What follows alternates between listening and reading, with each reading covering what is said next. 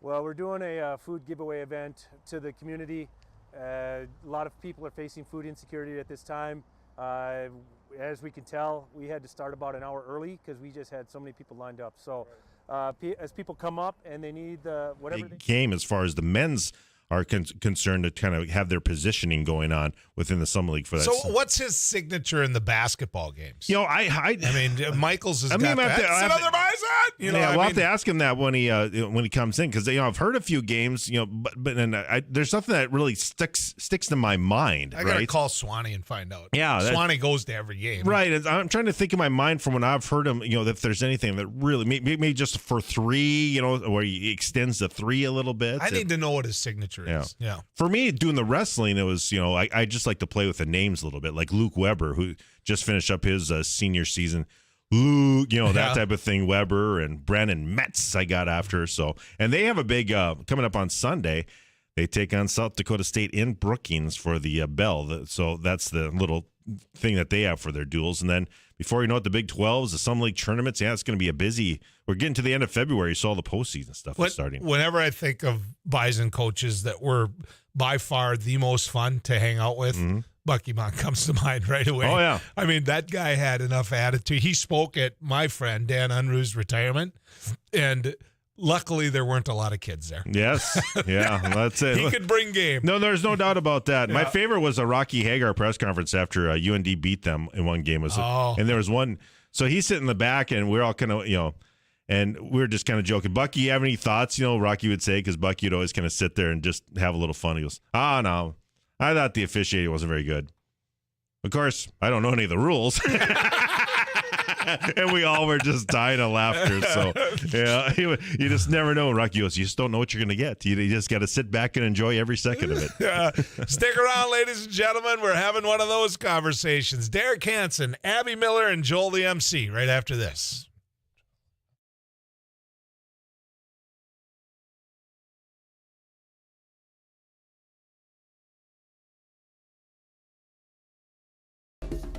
Thanks for watching News and Views on YouTube. Don't forget to subscribe and like our page, and send us a text anytime at 35270.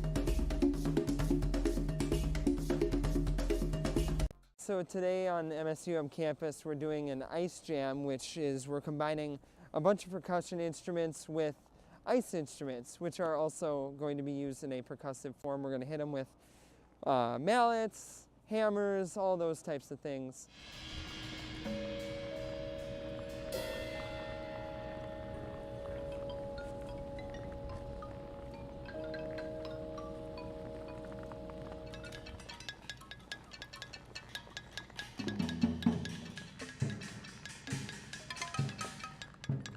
Today is all improv, so we're all just kind of working with ideas that we just kind of think of as we go, and we kind of play off each other, and it's fun to collaborate but also have a sense of independence.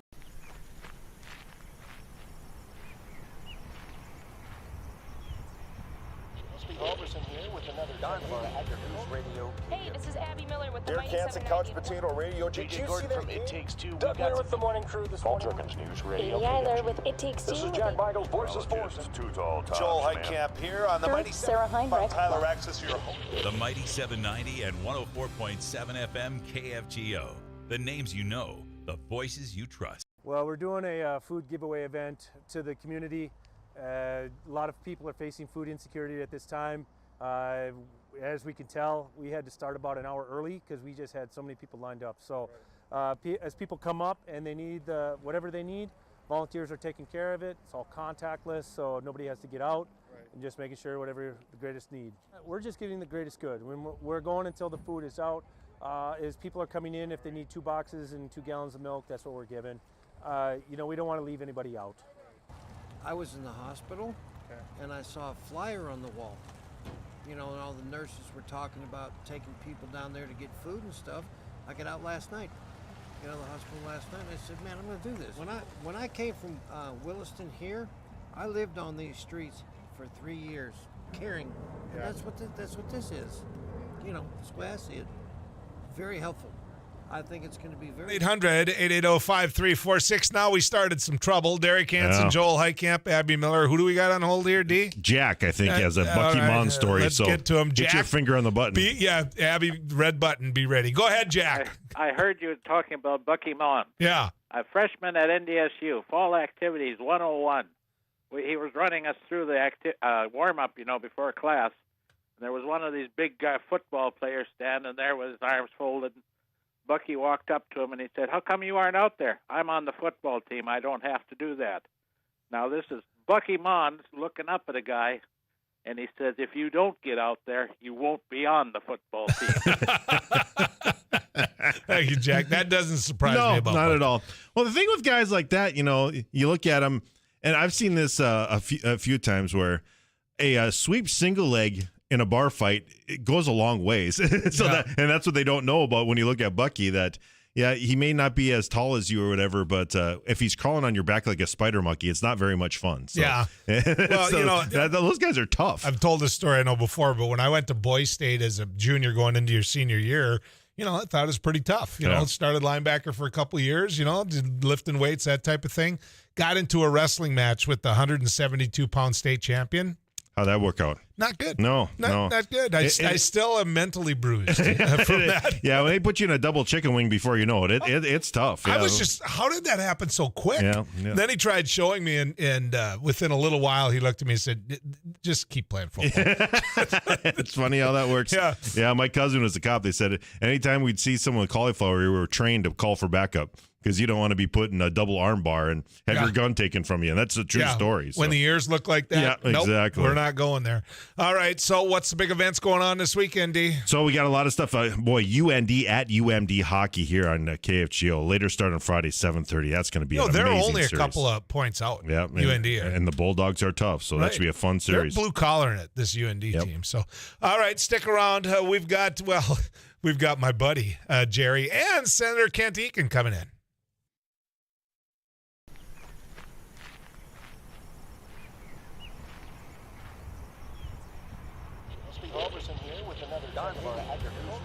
Hey, this is Abby Miller with the Derek Hansen, Couch Potato Radio. Did you see that? It Takes Two. Doug Miller with the morning crew this morning. Jerkins News Radio. Katie Eiler with It Takes Two. This is Jack Michaels, Voices Forces. Too tall, Joel Heitkamp here on the Sure, Mighty Sarah Heinrich. Tyler Axis, your host. The Mighty 790 and 104.7 FM KFGO. The names you know, the voices you trust. Thanks for watching News and Views on YouTube. Don't forget to subscribe and like our page, and send us a text anytime at 35270.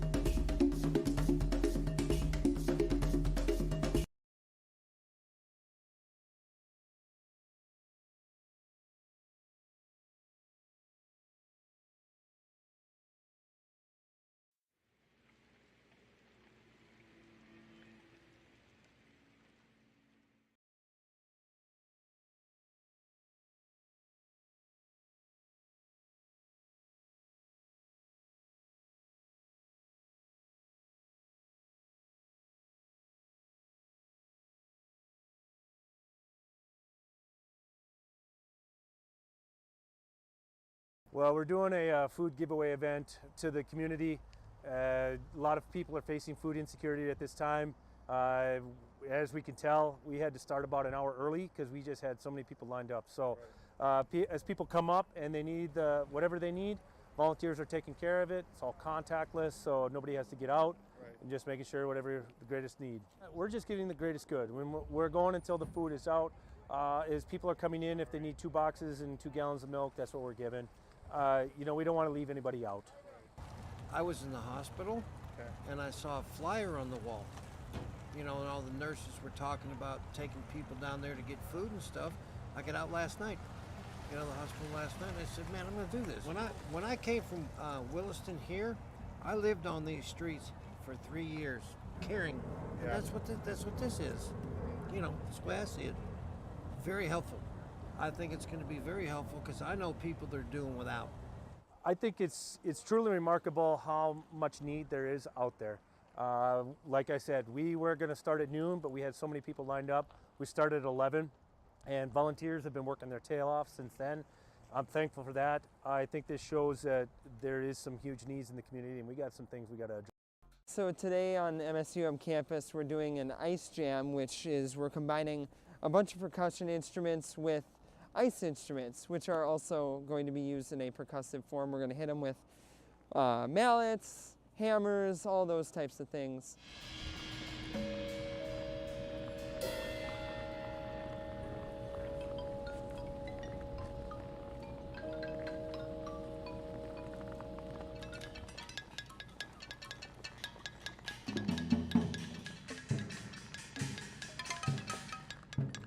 Today is all improv, so we're all just kind of working with ideas that we just kind of think of as we go, and we kind of play off each other, and it's fun to collaborate but also have a sense of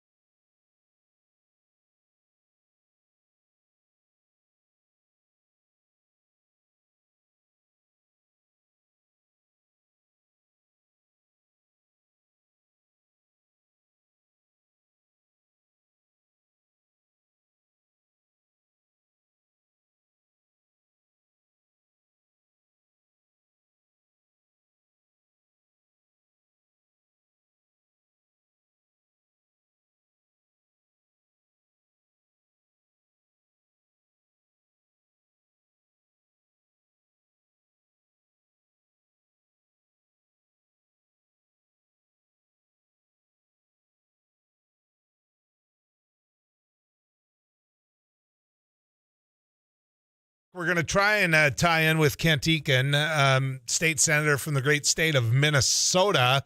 I believe Glendon is home for him, and so we'll get a chance to. Maybe that's not right. It's in that neck of the woods. Let's just say that he's in our district here, closest to the Fargo-Moorhead area. Also, Congressman Kelly Armstrong is going to join us. We're going to do this at least once a month. We'll get a chance once a month to visit with these guys, and I commend the congressman for working this out with us and getting a chance to, for you to get access to him, take a call here and there. Also, Representative Rick Becker from the state house wants to be a United States senator, Rick Becker. So we'll talk to him today as well. But my buddy Jerry is here, Jerry Shotsky. He is one of the worst Steeler fans. How you doing, Jerry? Let's not start the morning off Let's just get it out of the way right away, right? How many playoff games did the Steelers win this year? Hey, we made the playoffs. How about you? No, but how many did you win? We didn't. My point is, before you take a shot at my Vikings, Ooh. we both won the same amount of playoff games. Jerry's been a friend for a number of years. I got to meet him out at Big Iron, and he always volunteered some time out there, and a plumber in town. And the weirdest thing happened, Jer, between you. Remember when we ran into, where the heck were we? Cozumel, Mexico. Right. I mean, I go up to this cigar place, looking for a cigar, and all of a sudden I hear this voice. Or did you find me? Well, I heard your voice. My wife and I were having lunch, and you started talking to the gentleman behind us in the back of the room, and I'm going, I know that voice. And I turn around, and there you are. Next thing you know, we were watching a guy roll cigars. Yep, and we're having lunch. So, Abby, you got to listen to this, because this is the ultimate company logo. Well, tell her what it is. We repair what your husband fixed. Now that's a good plumber. That's a good one. I like that. So what are we working on today, Jer? Just living at large, working on a lot of stuff, and getting ready for a big event this weekend. And there is a big event this weekend. Tell people about it. Well, the El Zegel Shrine is having our annual wild game feed. It is this Saturday evening, and it's one of our big fundraisers to raise dollars for our facility so we can keep helping the kids. Yep, and I think at times people lose sight of what some of these organizations do. The Shrine has always been about kids. It is. We help them, not financially, but we make sure that they don't have to pay for their care that they need. Mm-hmm. Whether it be the birth defects, the burns, the spinal issues. The Shriners are there for the kids, and we make sure that the parents get to concentrate on being parents with their kids and don't have the financial obligations. Yeah, and I think that's what the Shrine is so known for through the years. Yes. And, it's one of those organizations that is going to sustain itself and last because everybody knows how hard you work. It isn't this image of, hey, they're just getting together and raising some hell. It's like, no, these guys are getting together, having some fun, but doing some good work in the meantime. We do, whether it be group cooks, it'd be spaghetti feeds, it'd be here the wild game feed, the circus, numerous things that we do to raise funds for taking care of our kids. So no muskrat, right? Nope, we don't have muskrat this year. What do you got? Well, we've got. Of course, everybody's favorite, the Rocky Mountain oysters. Yeah, you got it. Hey, Abby, do you know what Rocky Mountain oysters are? I do. Okay, just check. Yep. What's a feed without them? Right. But we've got lots of venison, we've got elk, moose, we've got bison meat, we've got some goose, we've got fish. So we got quite a array of everything. Sounds really good. So Been there, done that with all of that. So yeah, where do you get it? Well, it's at the El Zegel Shrine. No, where do you find the meat? I'm sorry. Is this volunteered by the Hunter Boys? It is. We get a lot of donations from Shriners, from people that we know that aren't Shriners, that we got to wonder, why aren't you a Shriner? But it's donated food that we sit, and we've been slaving away every evening this week so far, cooking it up, and we'll do it each evening until the event, Saturday night. All right. So what can they do to take part in this? Well, we have tickets for sale, $25. They are available at the Shrine Temple, or if you know a Shriner, contact the Shriner.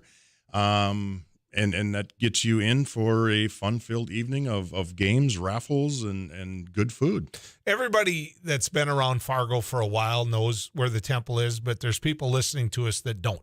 Right. So tell people where the temple is. The temple is at 1429 3rd Street North in Fargo. It is just a little bit north of the old toll bridge. on 3rd Street there off of 12th Avenue North. Right. And it's beautiful. It's in a It beautiful is. area. We've done some remodeling on the inside, some updates, and we continue to do so. And it's fundraisers like this that have to help us keep these doors open to do what we do. How's your membership holding up?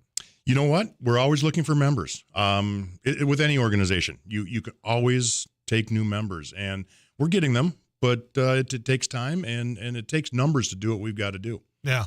Well, you're good at what you do. You really are. So one more time, if people want to take part in this, what do you got in your hand? Oh, I've got some. Are we giving some tickets away? We do. I've got a couple pairs here of complimentary tickets. Let's do it the way Abby loves it. Let's make people call in, but you don't get anything for free here. You got to earn it. So one Steeler trivia question for 2 tickets. Think about it. Now, don't make it so hard. Okay. We're sitting here this afternoon yet. Nobody's answered it. Okay. Go ahead, ask it. What jersey number did Lynn Swann wear? Oh, I have this. I've got it. All right, 237-5948, 1-800-880-5346. That's one. What's the other question for the other 2? How many Super Bowl wins does Pittsburgh have? Period. I think I got that too. But all right, I know Lynn Swann. I know that one for sure. 237-5948, 1-800-880-5346. When you come back, we'll be with you right after this.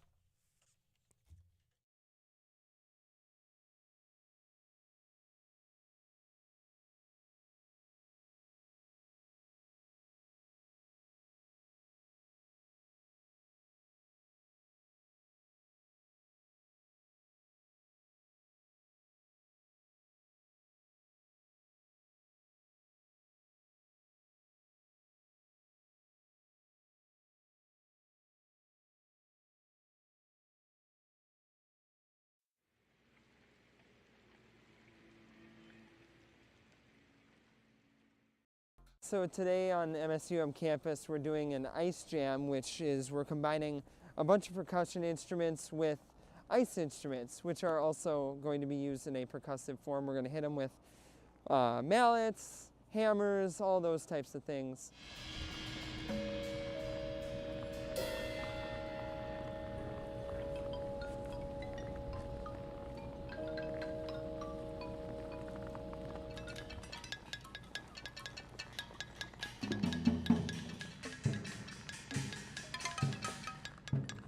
Today is all improv, so we're all just kind of working with ideas that we just kind of think of as we go, and we kind of play off each other, and it's fun to collaborate, but also have a sense of. Well, we're doing a food giveaway event to the community. A lot of people are facing food insecurity at this time. As we can tell, we had to start about an hour early because we just had so many people lined up. So as people come up and they need whatever they need, volunteers are taking care of it. It's all contactless, so nobody has to get out. Right. And just making sure whatever the greatest need. We're just getting the greatest good. When we're going until the food is out. As people are coming in, if they need 2 boxes and 2 gallons of milk, that's what we're giving. We don't want to leave anybody out. I was in the hospital, and I saw a flyer on the wall. And all the nurses were talking about taking people down there to get food and stuff. I got out last night. The hospital last night, and I said, man, I'm going to do this. When I came from Williston here, I lived on these streets for 3 years, caring. And that's what this is. That's the way I see it. Very helpful. I think it's going to be very helpful because I know people that are doing without. I think it's truly remarkable how much need there is out there. Like I said, we were going to start at noon, but we had so many people lined up. We started at 11. And volunteers have been working their tail off since then. I'm thankful for that. I think this shows that there is some huge needs in the community, and we got some things we got to address.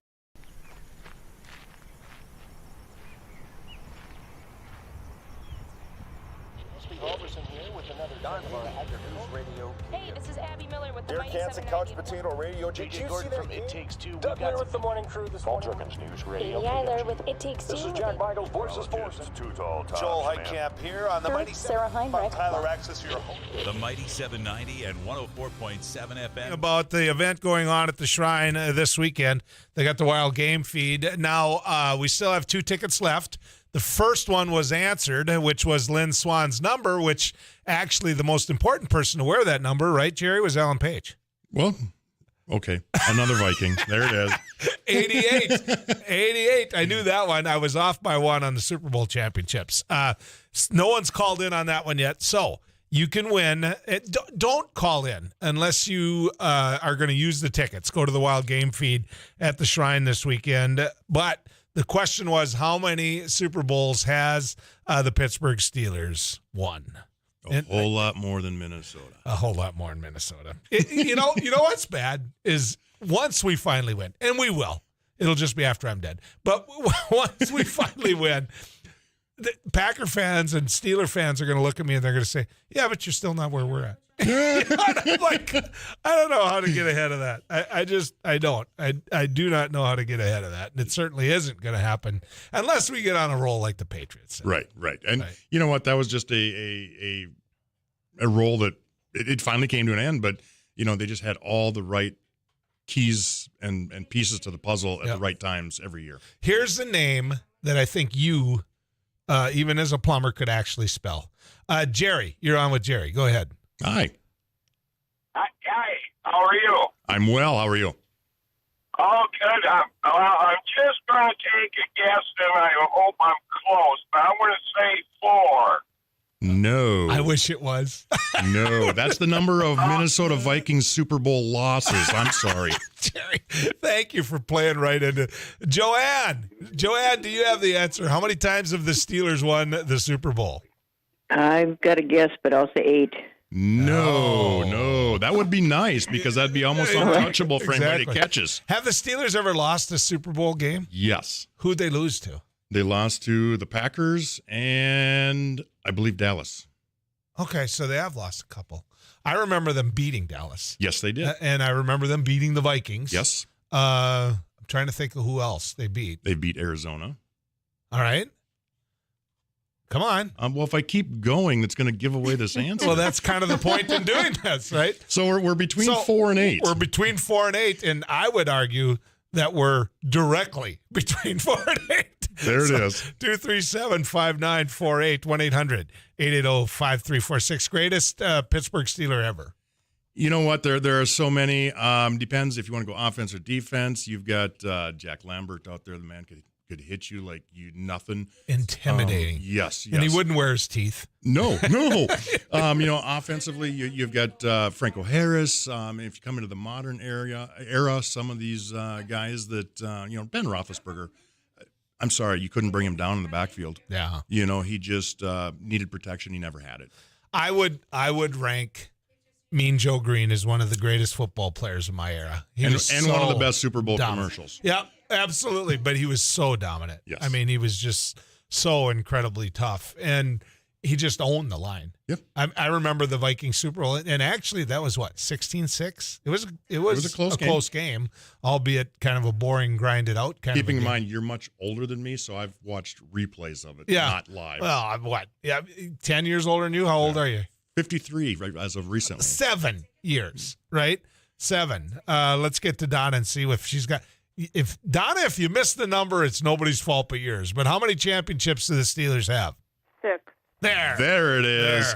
There. Winner, Wild Game Feed dinner. Okay, Donna, hang in there because read off the menu. And Donna, you tell me which roaster you would go to first before I let you go, okay? Well, we have some venison dishes. We have elk. Matter of fact, last night we made, I want to say probably between 350 and 400 elk meatballs last night. We've got moose meat coming up. We got bison meat with some bison sliders. One of our groups is going to be cooking up little sliders.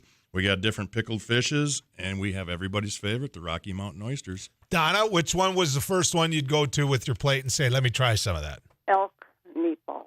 Oh, that'd be good. Well, there you go. I seasoned them all up last night and mixed them, so it's my fault if you don't. I'm headed there. All right. Oh, lovely. Donna, Good to hang see on ya. hold so I can get your phone number. Okay. Okay. Thank you. Thank you. What's the sliders going to be? They're bison meat. See, that'd be the first place I'd go.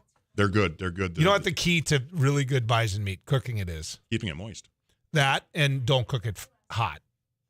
Don't cook it like you would beef. Right. You know, you can wreck good bison that way. Or at least that's been my experience when I mess around with bison. Yep. It's a very lean meat. Very lean meat and very good meat. Yes. Thank you, Jenny Link. Her dad Wayne was one.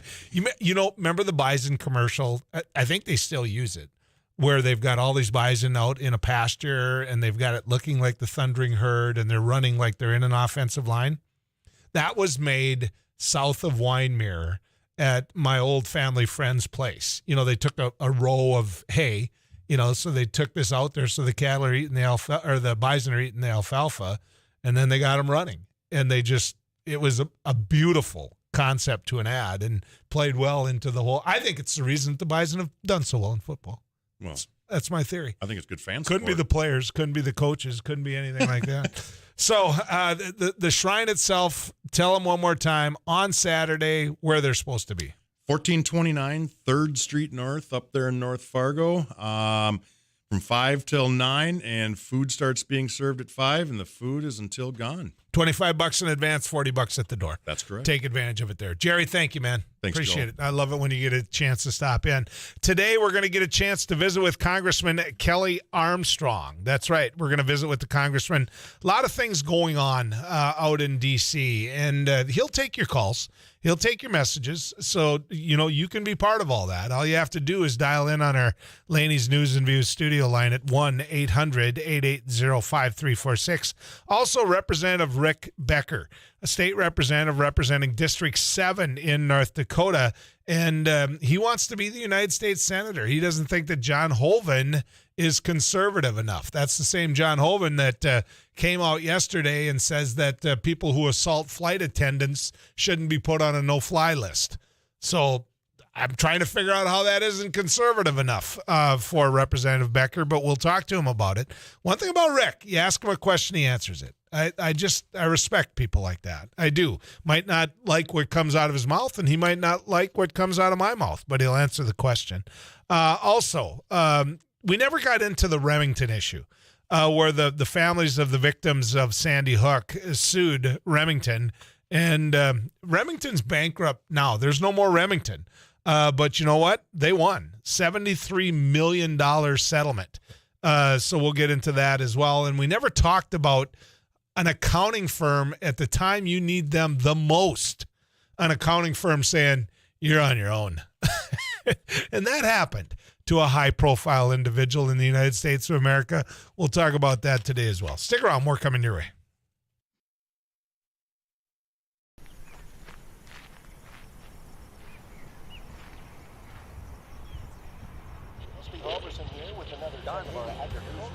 Hey, this is Abby Miller with the Derek Hansen, Couch Potato Radio. Did you see that? It Takes Two. Doug Miller with the morning crew this morning. Jerkins News Radio. Katie Eiler with It Takes Two. This is Jack Michaels, Voices Forces. Joel Heitkamp here on the Mighty Sarah Heinrich. Tyler Access, your home. The Mighty 790 and 104.7 FM KFGO. The names you know, the voices you trust.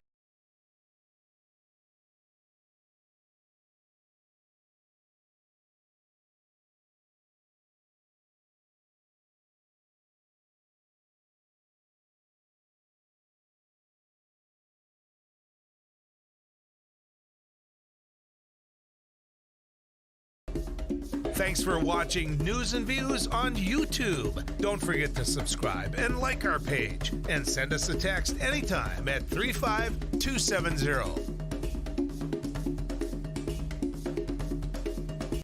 Well, we're doing a food giveaway event to the community. A lot of people are facing food insecurity at this time. As we can tell, we had to start about an hour early because we just had so many people lined up. So as people come up and they need whatever they need, volunteers are taking care of it. It's all contactless, so nobody has to get out, and just making sure whatever the greatest need. We're just getting the greatest good. When we're going until the food is out. As people are coming in, if they need 2 boxes and 2 gallons of milk, that's what we're giving. We don't want to leave anybody out. I was in the hospital, and I saw a flyer on the wall. And all the nurses were talking about taking people down there to get food and stuff. I got out last night, the hospital last night, and I said, man, I'm going to do this. When I came from Williston here, I lived on these streets for 3 years, caring. And that's what this is. That's the way I see it. Very helpful. I think it's going to be very helpful because I know people that are doing without. I think it's truly remarkable how much need there is out there. Like I said, we were going to start at noon, but we had so many people lined up. We started at 11, and volunteers have been working their tail off since then. I'm thankful for that. I think this shows that there is some huge needs in the community, and we got some things we got to address.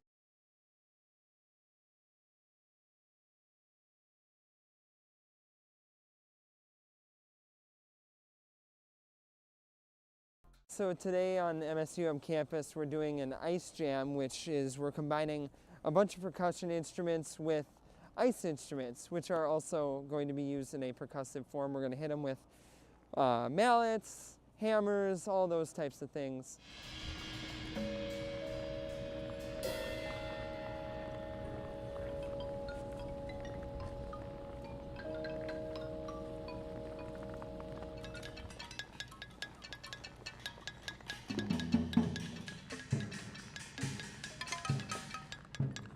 Today is all improv, so we're all just kind of working with ideas that we just kind of think of as we go, and we kind of play off each other, and it's fun to collaborate but also have a sense of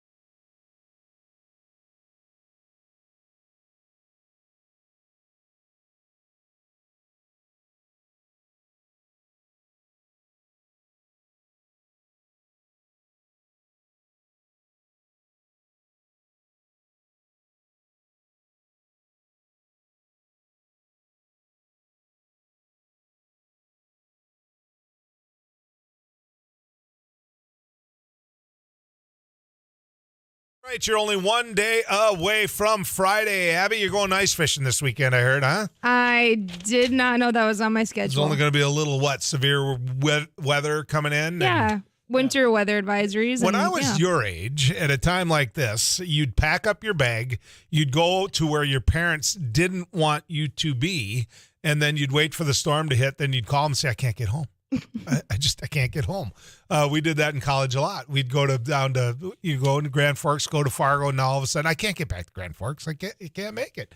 Or my friends would come up to Grand Forks hockey weekend. Oh, it's storming too bad. Ma, can't make it back.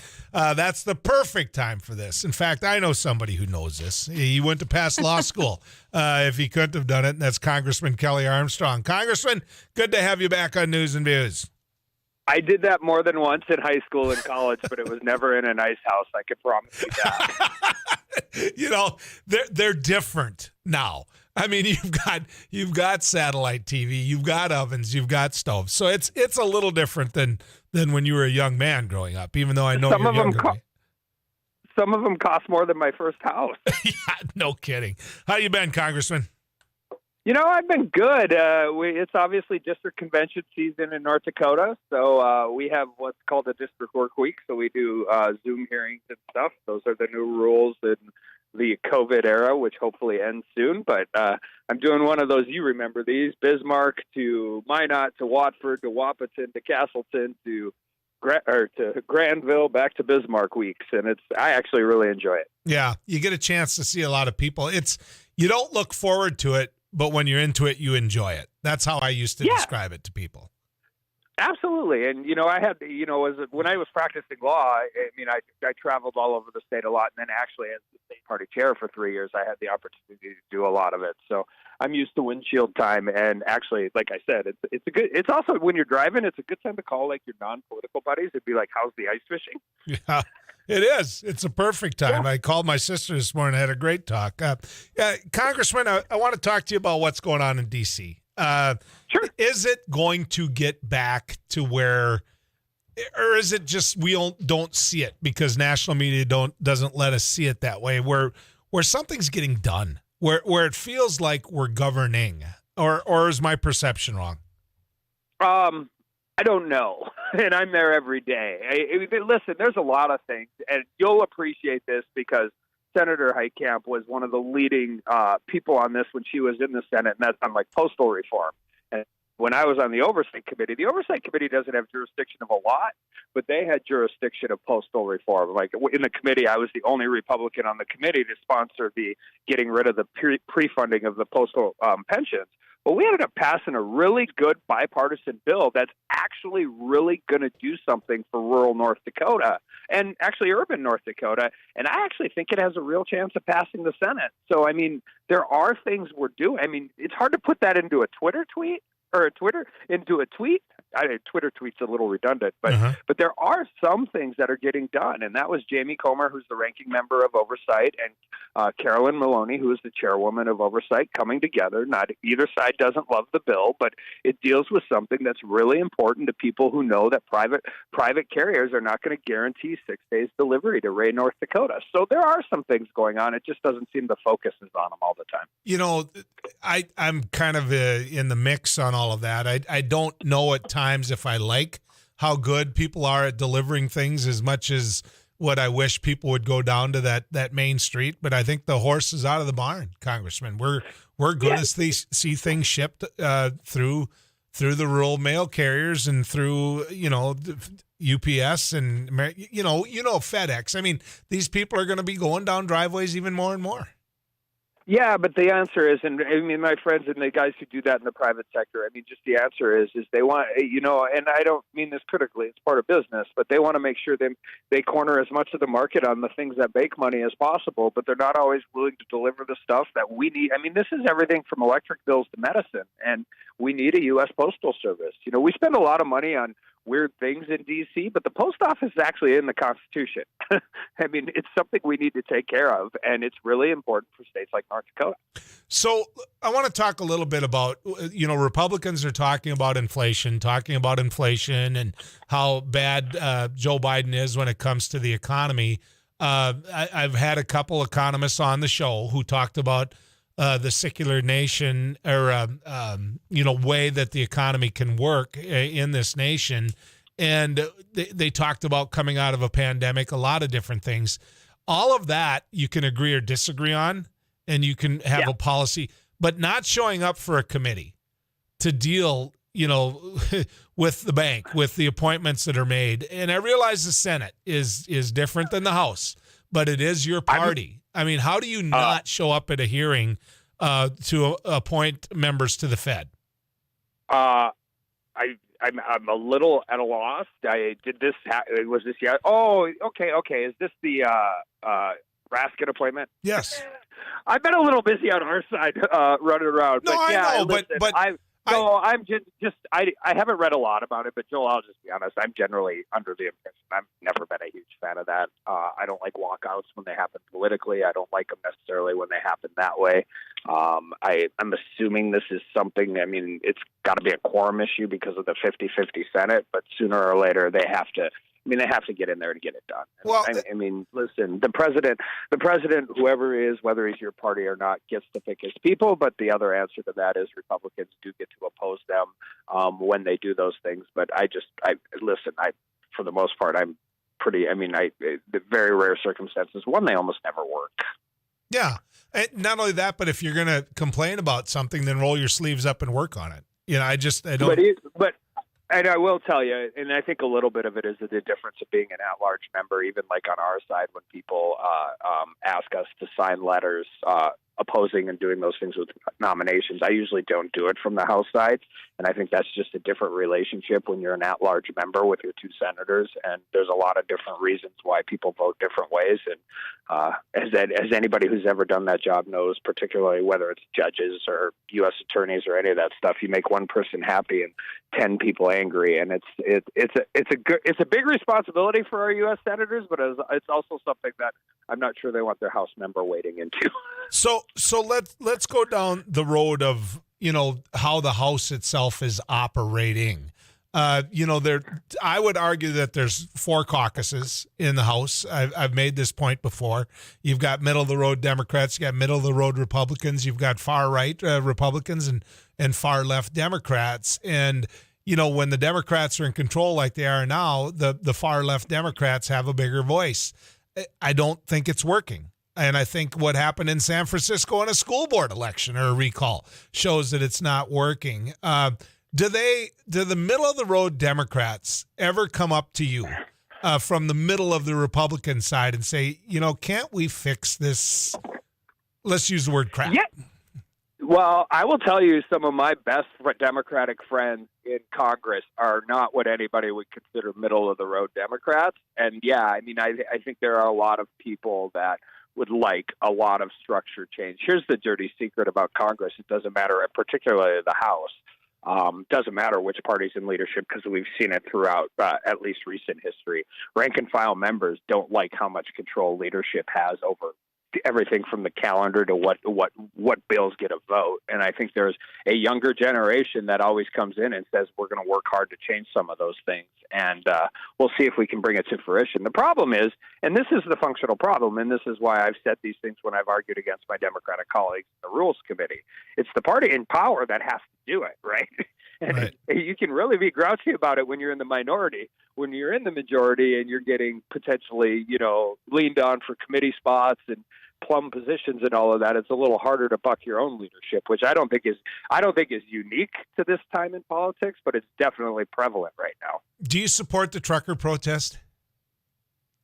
Yes, I do. I support protest. I'm also not. Listen, I'm just not. You get to do those things. I'm not a huge fan of barricades, of stopping everything that is going on in any kind of flow of commerce. I was very clear about that last summer ago and some of these other things, but I support the right to protest.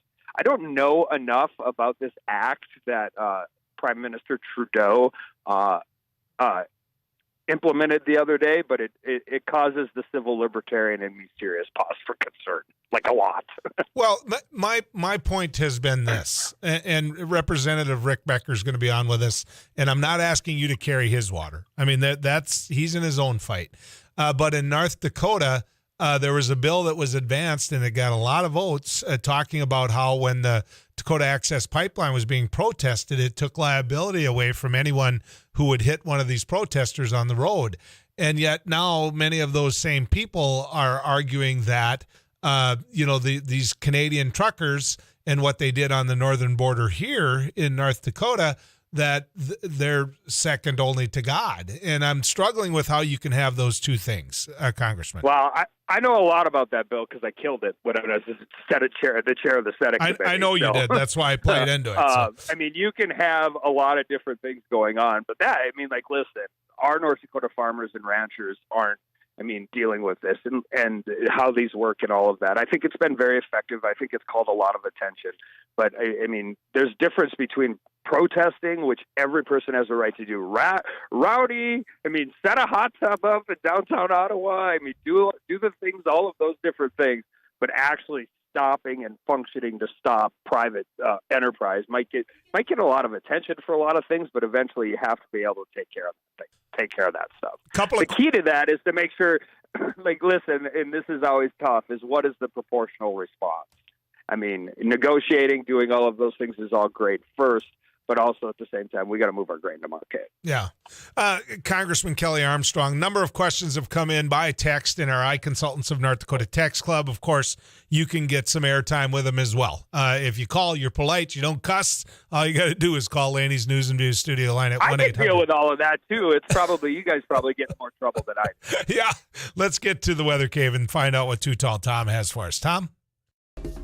Thanks for watching News and Views on YouTube. Don't forget to subscribe and like our page. And send us a text anytime at 35270.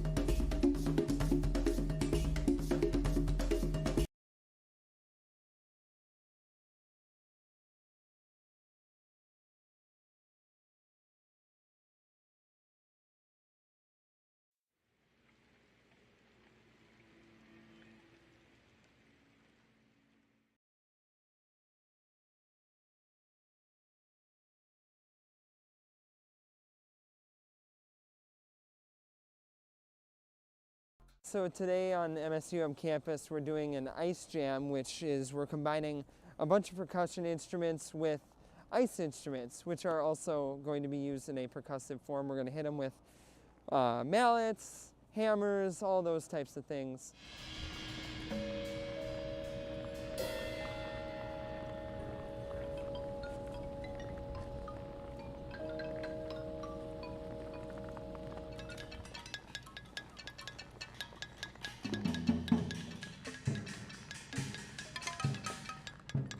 Today is all improv, so we're all just kind of working with ideas that we just kind of think of as we go, and we kind of play off each other, and it's fun to collaborate but also have a sense of. Well, we're doing a food giveaway event to the community. A lot of people are facing food insecurity at this time. As we can tell, we had to start about an hour early because we just had so many people lined up. So as people come up and they need whatever they need, volunteers are taking care of it. It's all contactless, so nobody has to get out, and just making sure whatever the greatest need.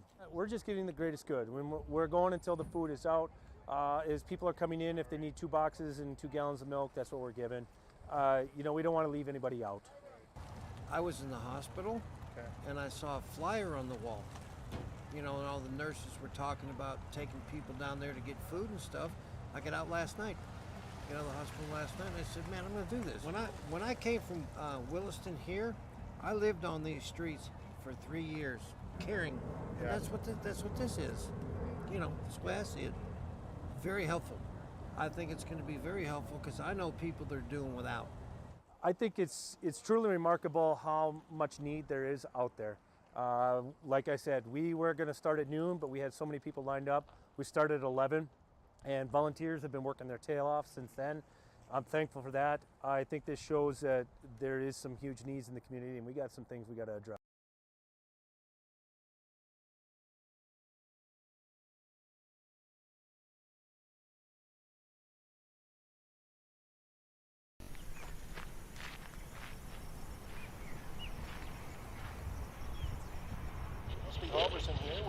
News Radio. Hey, this is Abby Miller with the Air Mighty Canson 790. Couch Potato Radio. Did you see that? It Takes Two. Doug Miller with the morning crew this morning. News Radio. Amy Eiler with It Takes Two. This is Jack Michaels, Voices Forces. Two tall tops, Joel Heitkamp here on the Mighty Sarah Heinrich. Tyler Access your home. The Mighty 790 and 104.7 FM KFGO. The names you know, the voices you trust.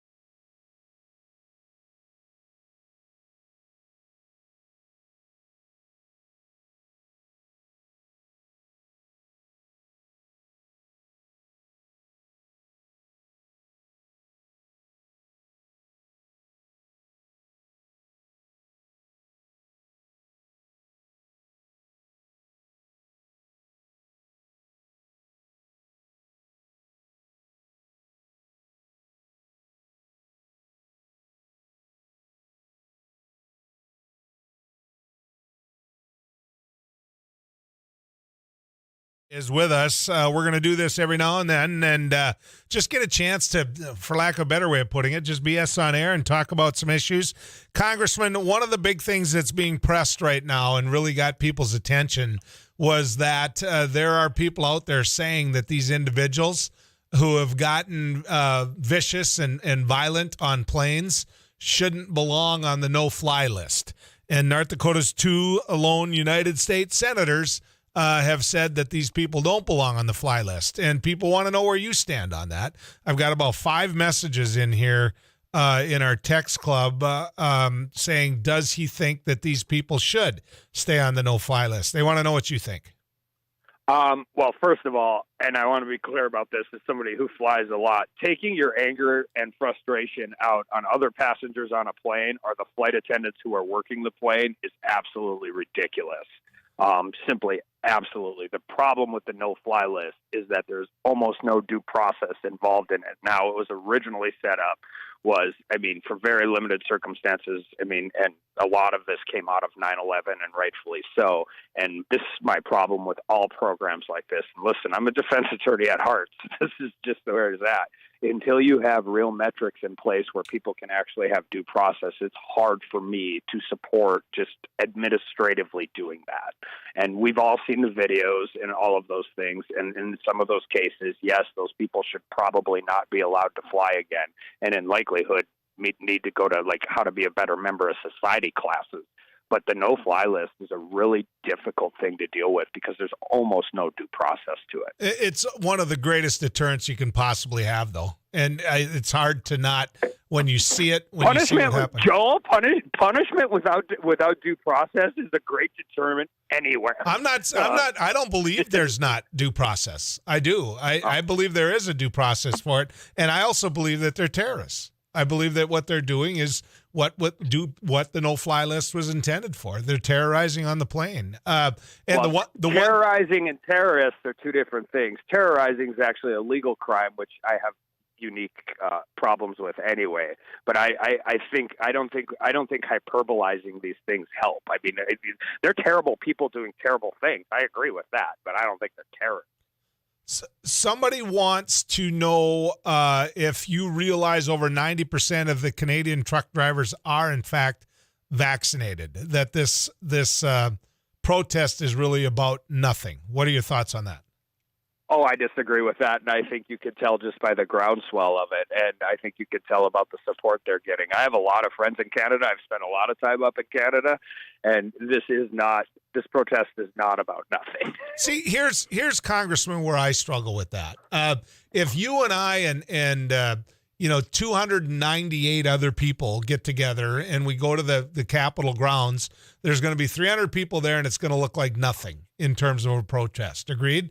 But if we go there all in a semi and we park the roads so that you can't get through it, between the rigs and us, it's going to look like a really big protest. And so, the visual, I think, is a lot different than what the actual is, Congressman.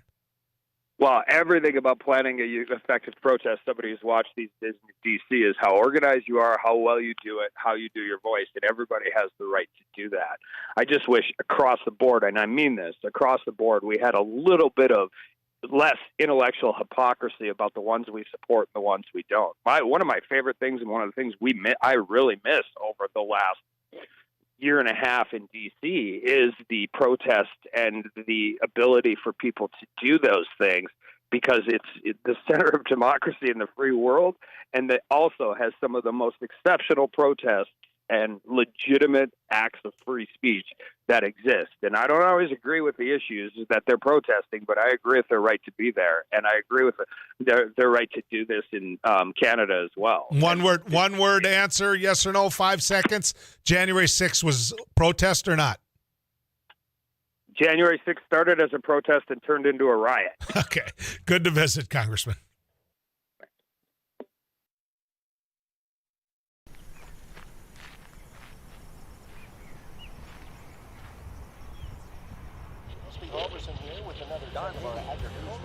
Hey, this is Abby Miller with the Derek Mighty Hansen, 790. Couch Potato Radio. Did you see that? It Takes Two. Doug Miller with the morning crew this morning. News Radio. Katie Eiler with It Takes Two. This is Jack Michaels, Voices Forces. Too tall, Joel Heitkamp here on the Mighty Sarah Heinrich. Tyler Access, your home. The Mighty 790 and 104.7 FM KFGO. The names you know, the voices you trust.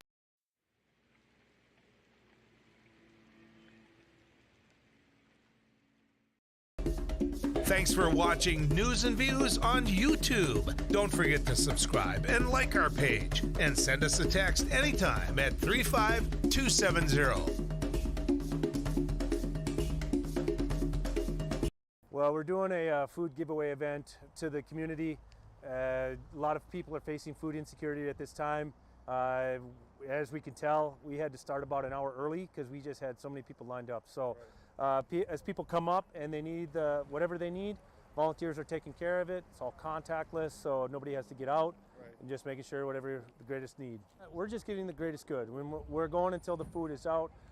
As people are coming in, if they need 2 boxes and 2 gallons of milk, that's what we're giving. We don't want to leave anybody out. I was in the hospital, and I saw a flyer on the wall. And all the nurses were talking about taking people down there to get food and stuff. I got out last night, the hospital last night, and I said, man, I'm going to do this. When I came from Williston here, I lived on these streets for 3 years, caring. And that's what this is. That's the way I see it. Very helpful. I think it's going to be very helpful because I know people that are doing without. I think it's truly remarkable how much need there is out there. Like I said, we were going to start at noon, but we had so many people lined up. We started at 11, and volunteers have been working their tail off since then. I'm thankful for that. I think this shows that there is some huge needs in the community, and we got some things we got to address.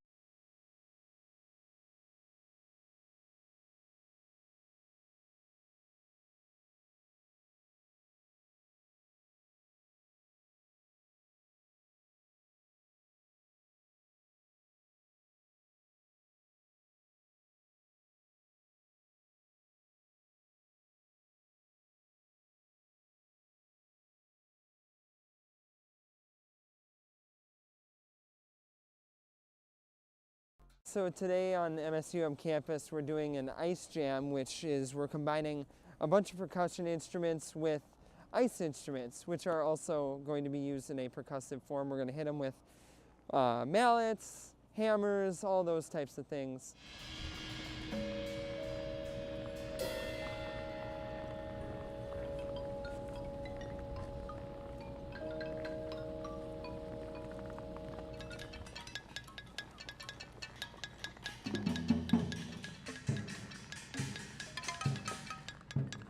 Today is all improv, so we're all just kind of working with ideas that we just kind of think of as we go, and we kind of play off each other, and it's fun to collaborate but also have a sense of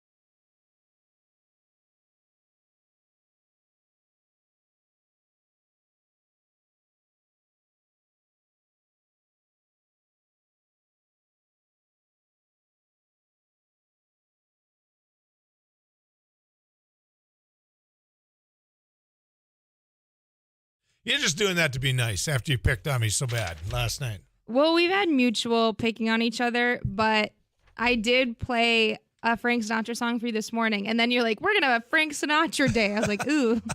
Okay, is a little strong. We'll be playing some Frank Sinatra. Want to let you know the Twins Takeover will feature all of the Minnesota Twins baseball content you can handle. Now, here's the thing. We're getting there, right? There's going to be baseball. There's got to be baseball. I know that the owners and the players are getting together again today. Hopefully they'll make a deal. I think I've told some of you I'm going to be taking some time off and actually doing some radio from there as well, but I'm going to be in Florida for a little bit, and the whole plan was based upon spring training for baseball. Well, best laid plans of mice and men, because here you sit. The players are locked out, and we don't have baseball yet, but that'll get fixed. So the Twins Takeover is going to feature all of that Twins baseball content you can handle. Now, the home base here of the News and Views Radio Network, you just tune in to the Mighty 790 on Thursday, February 24th. That's Thursday, February 24th from 11 to 2. Now, it features interviews, historians, superfans. The Twins Takeover is brought to you by Kia of Fargo and the Ballyard Training Center. Could you imagine being a little kid and they had the Ballyard Training Center? Man. I mean, my grandson, he'd run through a concrete wall to get there. I mean, he'd just, boom, he'd have to be there. And thank you to Kia Fargo for the role you play in all of that. You want me to ask you some baseball questions and see how you do? You sure can. I wouldn't count on my answers, but what's a DP? A darn good pitcher. Oh, that's a DGP. Shoot. Darn good pitcher. Yep. It's a double play. Oh, yeah. Okay. I was thinking of the DGP. That was my bad. Darn good pitcher. What's an ERA? Oh, you just told me this. You weren't supposed to say you just told me this. Do I remember it's not it, an though? amendment that, it's not that the Equal Rights Amendment. Right. We love the ERA. Right. Runs average, earned runs average. And what does it track? Does it track shortstops, first baseman, pitchers? I don't remember that, but you told me that 2 is good. Yeah. If you have a 2.1 ERA, that's good. That's really good. That means how many runs a pitcher gives up. Oh. So it's a pitcher stat. For the whole game? Well, it's based upon 9 innings. Yes. Yeah. So if you only give up 2 runs per 9 innings, you're doing really well. Unless they only pitched for 1 inning, then that's not very good. That would be, you're already off and running. I'm already off and running. You are. What's a K? Just a plain old K. What does K stand for? Kick. It's baseball. I know, but I can't think of anything. So you kicked the guy. You got mad at him. They're pretty rare, let me tell you. They don't happen often, but when they do, it is a wild game. Honestly, if there was kicking, I might watch baseball more often. I wouldn't go to the concession stands as much as I do. They don't happen often, but man, it's a good game. It's a strikeout. Why? I don't know. On the score, like the score sheet, it's a strikeout, you know? They don't want to put like S-O or an S. Is there an S? It's a safety. No, that's football too. It's a K. Okay, you put down K in the scores box, right? Seems silly. Did I ask you what a DP is yet? Yeah, darn good pitcher. Yeah, that's a double play. Yeah. What about an FC? What would the F be? Don't use what. A catcher? Something with catching? No. Oh. Well, it could be. Yeah, it could Flying. Well, Linda's. Flying. So in the score sheet, you write down when they make a great play. Flying catch. What a play. It went with flying colors. Exclamation flying point. Colors. It's called a fielder's choice, is what it's called. Ooh, like a little dealer's choice. But different. So the field, do they get to tell the pitcher what to throw? The catcher, you mean? Well, the fielders, is it their the choice? Fielders. It's like a dealer's choice, and they're like, hey, pitcher, throw a curveball. No, it's okay. You want me to give you an example? Yeah. I'm invested. Say you have runners at first and second. Okay. And you hit a ground ball to shortstop, right? Mm-hmm. The play would be 6-5 if he throws to third base, right? Okay. That'd be a fielder's choice. He chose where to go. Mm. He fielded the ball and he chose where to go with it. But the guy that's on first, when it's all done, is not going to get a base hit just because he's on base. He caused an out. Do you see? Yeah, I need a visual. I'm a visual learner. I just drew you a visual. My brother played baseball his entire life during the school year and the summers, and I went to almost every baseball game. And do I know a lot? No. Did you like it? Yeah. Again, I went to the concession stands a lot. And when I was really young, I made friendship bracelets and then would sell them to the parents. So really paid attention. Did you make money? Well, considering my overhead was 0 because my mom would buy the yarn. And then I sold them for 25 cents. Yeah, I was pretty much rolling in the dough. With my friendship bracelets. Do you want any more baseball quizzes or are we done? It could be like a daily thing. Okay. Like whenever we talk about the Twins takeover, you can just be like, okay, Abby's time to learn about baseball. Okay, so we could do other sports too if you want. So you're going to get this, right? So think of the 9 guys out there on the field. Okay. Okay. So there's letters and numbers that stand for each one of them. Okay. For example, 1B, what would that be? First base. There you go. What is SS? Shortstop. There. There. We're already off and running, right? Shortstop. What is LF? Left field. C? What is C? Center. Catcher. I had to think about that. I got there. What is P? Pitcher. See? He's a darn good one. If they're doing it right. And he hasn't kicked anybody. No, yet, right? It's a bad game. There's no kicking. All right. Well, it's baseball's coming up, and that's a sign. That's and a sign thank you of spring. to Kia Fargo and the Ballyard Training Center for our Twins Takeover and our Twins Trivia. It says, Abby, your baseball term conversation reminded me of an article I read about snowboarding lingo in honor of the Olympics. It might be a fun conversation. Just Google it. I'm not really afraid to say anything on the air.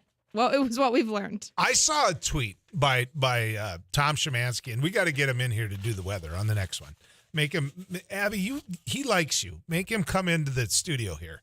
If you're listening, Tom, come in here. But his tweet that he sent out, is he listening to us? I don't think he acknowledged us. I'm going to send him a text. Okay. You keep talking. But the tweet that he had was in reference to curling. And he felt that the announcers of the curling match were doing a good job of explaining curling to a novice. Ooh. And I don't agree with that. I'm curious what he's going to say about that because. Ooh, he's moving. Is he? Is he coming in? I don't know. I need to make eye contact with him.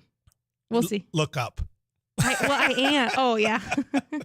All 5'4" of me. All 5'4". Yeah. That's a good day. That's depending upon the shoes. I have these Converse on today, but they have like a thicker sole, so I'm probably up to 5'5". Big day. It's a really big day. I'm up to 5'5". Okay, Thomas. I follow you on social media. I'm like constantly checking you out. Hey, man. One of the things that you put out there was that you felt the guys calling the curling match did a good job of explaining it for novice people, right? For who might not know about curling, right? The color commentator did. I didn't think the play-by-play guy did.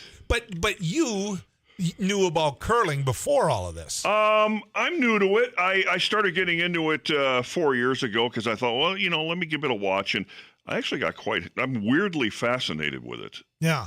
I am. I think it's... Eric Johnson's really into curling, I learned. I think it's one of the most fun sports of the Olympics. I think it's the only one I've really been watching this Olympics. I'm not going to lie to you. Yeah. I like to sometimes watch the speed skating, But Tyler George, the color commentator, did a fantastic job of explaining it. He played on the 2018 gold medal team. Okay. So when he's doing the curling, also Kevin Martin, who played on Canada's gold medal team back in 2010, he does some of it to color too. But the play-by-play guy, I think last night he does football, I think, on Sunday Night Football. Okay. The guys that my son-in-law was explaining to me where these guys are from. He's from up in the range, so he's from Grand Rapids, Minnesota, and he said they're just down the road. He said that everybody knows. It's just a bunch of guys at the local curling club, capping one every now and then that are good at it. Well, everybody on the men's and women's team are either from Wisconsin or Minnesota. Yeah. Every one of them. I mean, think about that. Matt Hamilton is the only Wisconsinite on the men's team. John Schuster, the skip, is from Chisholm, Minnesota. Yep. Plays at the Duluth Curling Club. And Chisholm's just down the road from Grand Rapids. Yeah, it's in the Iron Range right up there. And I watched. By the way, spoiler alert: the guys lost to Great Britain today. They did, huh? So they're playing for bronze against Canada. See, and they won it last time. They won it last time. So for the first time in their history, they're actually going to medal one way or another 2 straight Olympics. Okay, so when I was out in D.C., we were playing Sweden. And I'm in D.C. with my buddy, and we're staying up to watch this match, right? Right. And we couldn't figure it out. And so this is why I wanted to talk to you. Is I was going, come on, explain the rules more. Explain. I'm still learning. Right. And so what I did was, my sister was a U.S. Nationals champion at curling. Curling, really? Yeah, right here out of Fargo. Right. So we put her on speakerphone, right, and we made her do the curling at the 100 level. Right. It's a lot more fun when you've got somebody like Holly going, okay, there's the button, and you got to understand this, and peels, takeouts, draws, freezes, all these terms that you got to learn. Here's what I never noticed until she told me, that the speed of the rock is determined solely by the push off. She said, if you see anybody with their elbow bent and they're pushing the stone, she said, that's a rookie. That's an amateur. She said their arms straight, The only thing they're doing after the push off is they're twisting the stone, they're curling the stone. And so when she said that, then I looked for it, and I'm like, she's right. I mean, every now and then you see them do a little gentle push. There's two things that people don't know, and I didn't know this until last week. The ice is not smooth. The ice is pebble texture.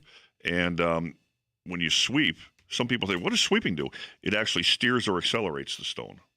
Yeah. So if you're sweeping ahead of it, that means it's going to go faster in the direction that you're sweeping. Right. You're making the ice. Have you ever tried it? Yes, I have. I can't do I did the it at the Fargo Curling Club. bending over thing where you're bending over and shoot. I can't do that because of my knees and everything. If I tried that once, I'd have to get a crane to lift me up and straighten me out again. That's why I can't bowl anymore. Huh? They get low in curling. Yeah. Oh my God, I would have to do it like bowling. Yeah. I did it before I had fake knees. And yeah, I did it too. Right. And what I found out was I stunk. It's harder than it looks. Well, and Holly was so good. Your sister is national champion. And so you're sitting there going, and finally I think she just gave up. I mean, she just looked at me and said, it's not all about how fast you throw it either. There's style, there's touch, there's strategy. It's not just whipping it down there and trying to knock the other guys out. Yeah, but I could see in my life how I would make that part of my life. Now, I mean, that would have been like way more fun than bowling for me. Way more fun than bowling. I mean, it would have been. What's going on in the weather? I know you got. I some figured coming we were in. running out of time. No, I'm okay. I got all the time in the world. It just depends on your clock. Do I have time here? Yeah, go for it. Take your time. Okay. Winter storm watch. A lot of people, when they hear that, they think we're going to get a ton of snow. We're not. In fact, a lot of people in the winter storm watch area, including Fargo-Moorhead, may not get anything. It's just a blowing snow thing, kind of like what happened last Friday. 1 to 3 up in northern Minnesota is possible. Temperatures today, huge range. It's almost ridiculous to mention it because it's 8 below to 48 above. Most of us in the single numbers and teens. 15 below to 20 above, rising temps for tonight. And then tomorrow, 15 to 42, big range, falling temps. And again, the blowing snow will be a problem. Morning commute tomorrow, where there is snow on the ground. I'm talking about eastern North Dakota, western and northern Minnesota will be less than desirable. And the problem also will be once those temperatures drop like a rock, we'll have kind of a flash freeze, so the snow will be blowing on newly iced over roads again.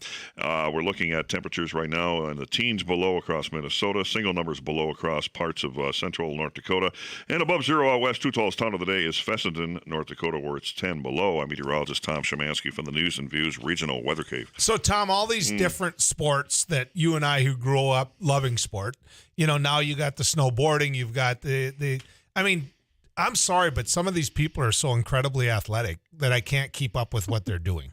Always remember when you watch stuff like snowboarding or ski jumping, they had to try it the first time. I know. Do you think they were pros right away? Like, I'm for sure some of those athletes, like right away, you can just tell that they're going to be good at what they do. But who grows up and says, I want to try that ski jumping from like 4 stories up? And how'd you like to be the parent of that kid? I mean, I'd be sitting down there just. Has anybody seen the little dragon that has the little kid dressed up like a dragon that's snowboarding? The dinosaur. Have you seen that? Yeah. and they've got him mic'd up. If you haven't seen that, folks, do the Google. Oh my gosh, it's the parents. Yeah, the parents mic'd up their little kid, and he's going down, and he's like, "I might fall. I won't fall." Grandkids, if you have grandkids, you've seen that. It's so cute. Thanks, I made Tom. Rusty one. Thanks for giving us the extra time. All right, we're going to take a little break. When we come back, we'll get you the markets right after this.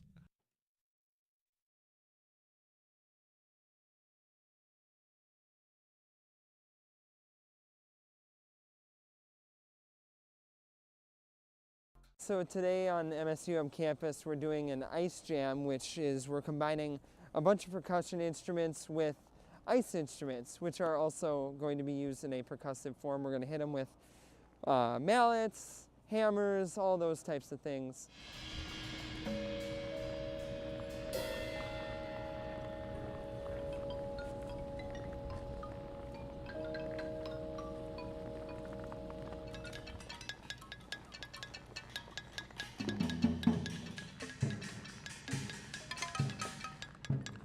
Today is all improv, so we're all just kind of working with ideas that we just kind of think of as we go, and we kind of play off each other, and it's fun to collaborate, but also have a sense of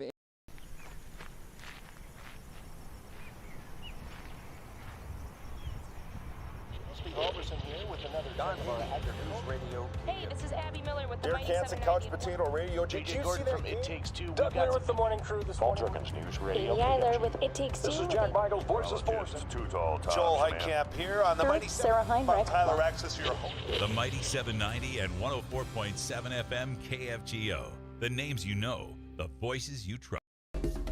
Thanks for watching News and Views on YouTube. Don't forget to subscribe and like our page. And send us a text anytime at 35270. Well, we're doing a food giveaway event to the community. A lot of people are facing food insecurity at this time. As we can tell, we had to start about an hour early because we just had so many people lined up. So as people come up and they need whatever they need, volunteers are taking care of it. It's all contactless, so nobody has to get out, and just making sure whatever the greatest need. We're just giving the greatest good. When we're going until the food is out. As people are coming in, if they need 2 boxes and 2 gallons of milk, that's what we're giving. We don't want to leave anybody out. I was in the hospital, and I saw a flyer on the wall. And all the nurses were talking about taking people down there to get food and stuff. I got out last night, the hospital last night, and I said, man, I'm going to do this. When I came from Williston here, I lived on these streets for 3 years, caring. And that's what this is. That's the way I see it. Very helpful. I think it's going to be very helpful because I know people that are doing without. I think it's truly remarkable how much need there is out there. Like I said, we were going to start at noon, but we had so many people lined up. We started at 11, and volunteers have been working their tail off since then. I'm thankful for that. I think this shows that there is some huge needs in the community, and we got some things we got to address.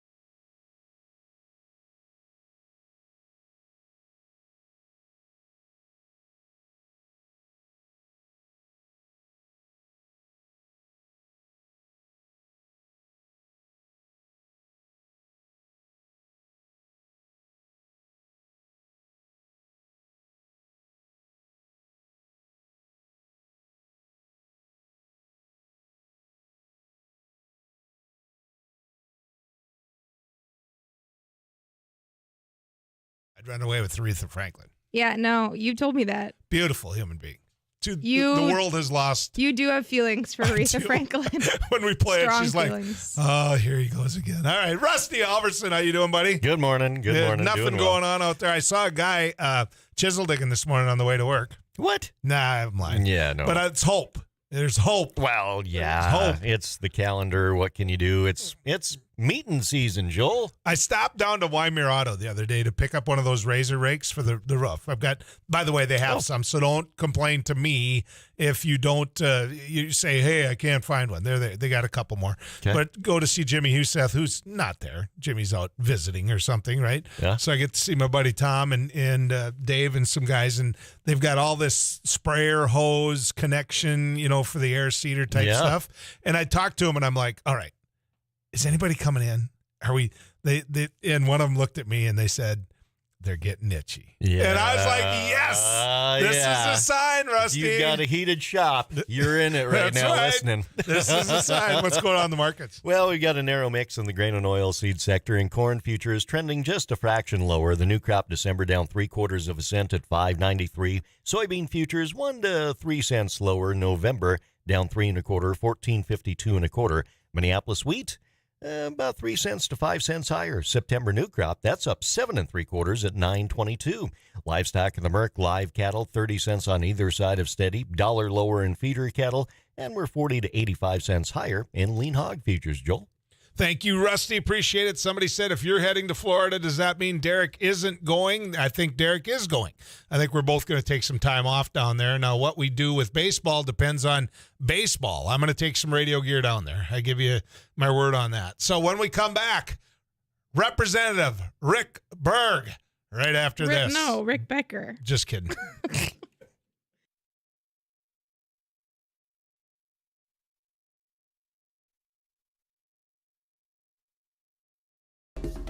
Thanks for watching News and Views on YouTube. Don't forget to subscribe and like our page. And send us a text anytime at 35270.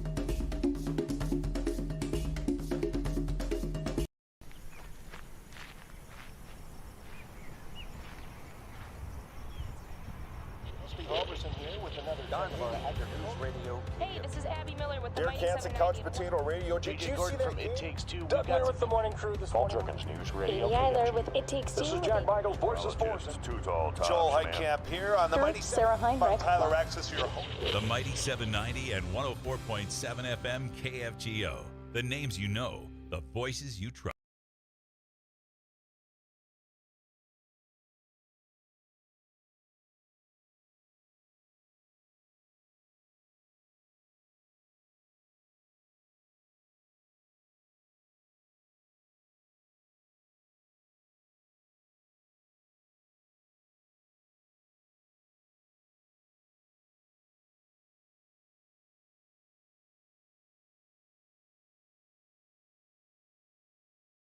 Well, we're doing a food giveaway event to the community. A lot of people are facing food insecurity at this time. As we can tell, we had to start about an hour early because we just had so many people lined up. So as people come up and they need whatever they need, volunteers are taking care of it. It's all contactless, so nobody has to get out. And just making sure whatever the greatest need. We're just getting the greatest good. When we're going until the food is out. As people are coming in, if they need 2 boxes and 2 gallons of milk, that's what we're giving. We don't want to leave anybody out. I was in the hospital, and I saw a flyer on the wall. And all the nurses were talking about taking people down there to get food and stuff. I got out last night, the hospital last night, and I said, man, I'm going to do this. When I came from Williston here, I lived on these streets for 3 years, caring. And that's what this is. That's the way I see it. Very helpful. I think it's going to be very helpful because I know people that are doing without. I think it's truly remarkable how much need there is out there. Like I said, we were going to start at noon, but we had so many people lined up. We started at 11, and volunteers have been working their tail off since then. I'm thankful for that. I think this shows that there is some huge needs in the community, and we got some things we got to address.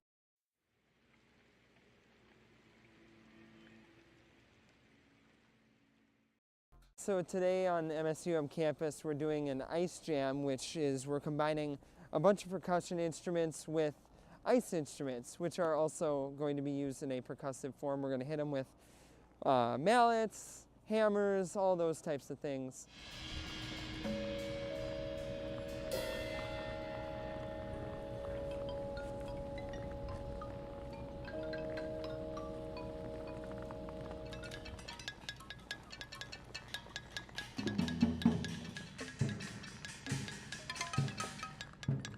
Today is all improv, so we're all just kind of working with ideas that we just kind of think of as we go, and we kind of play off each other, and it's fun to collaborate but also have a sense of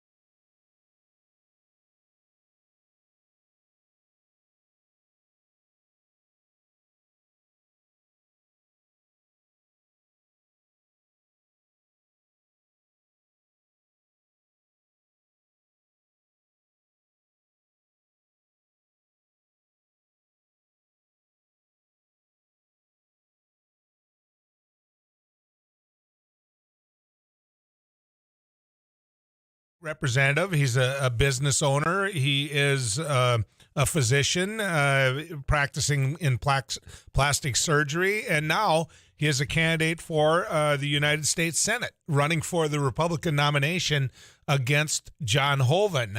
Representative Becker, good to have you on News and Views.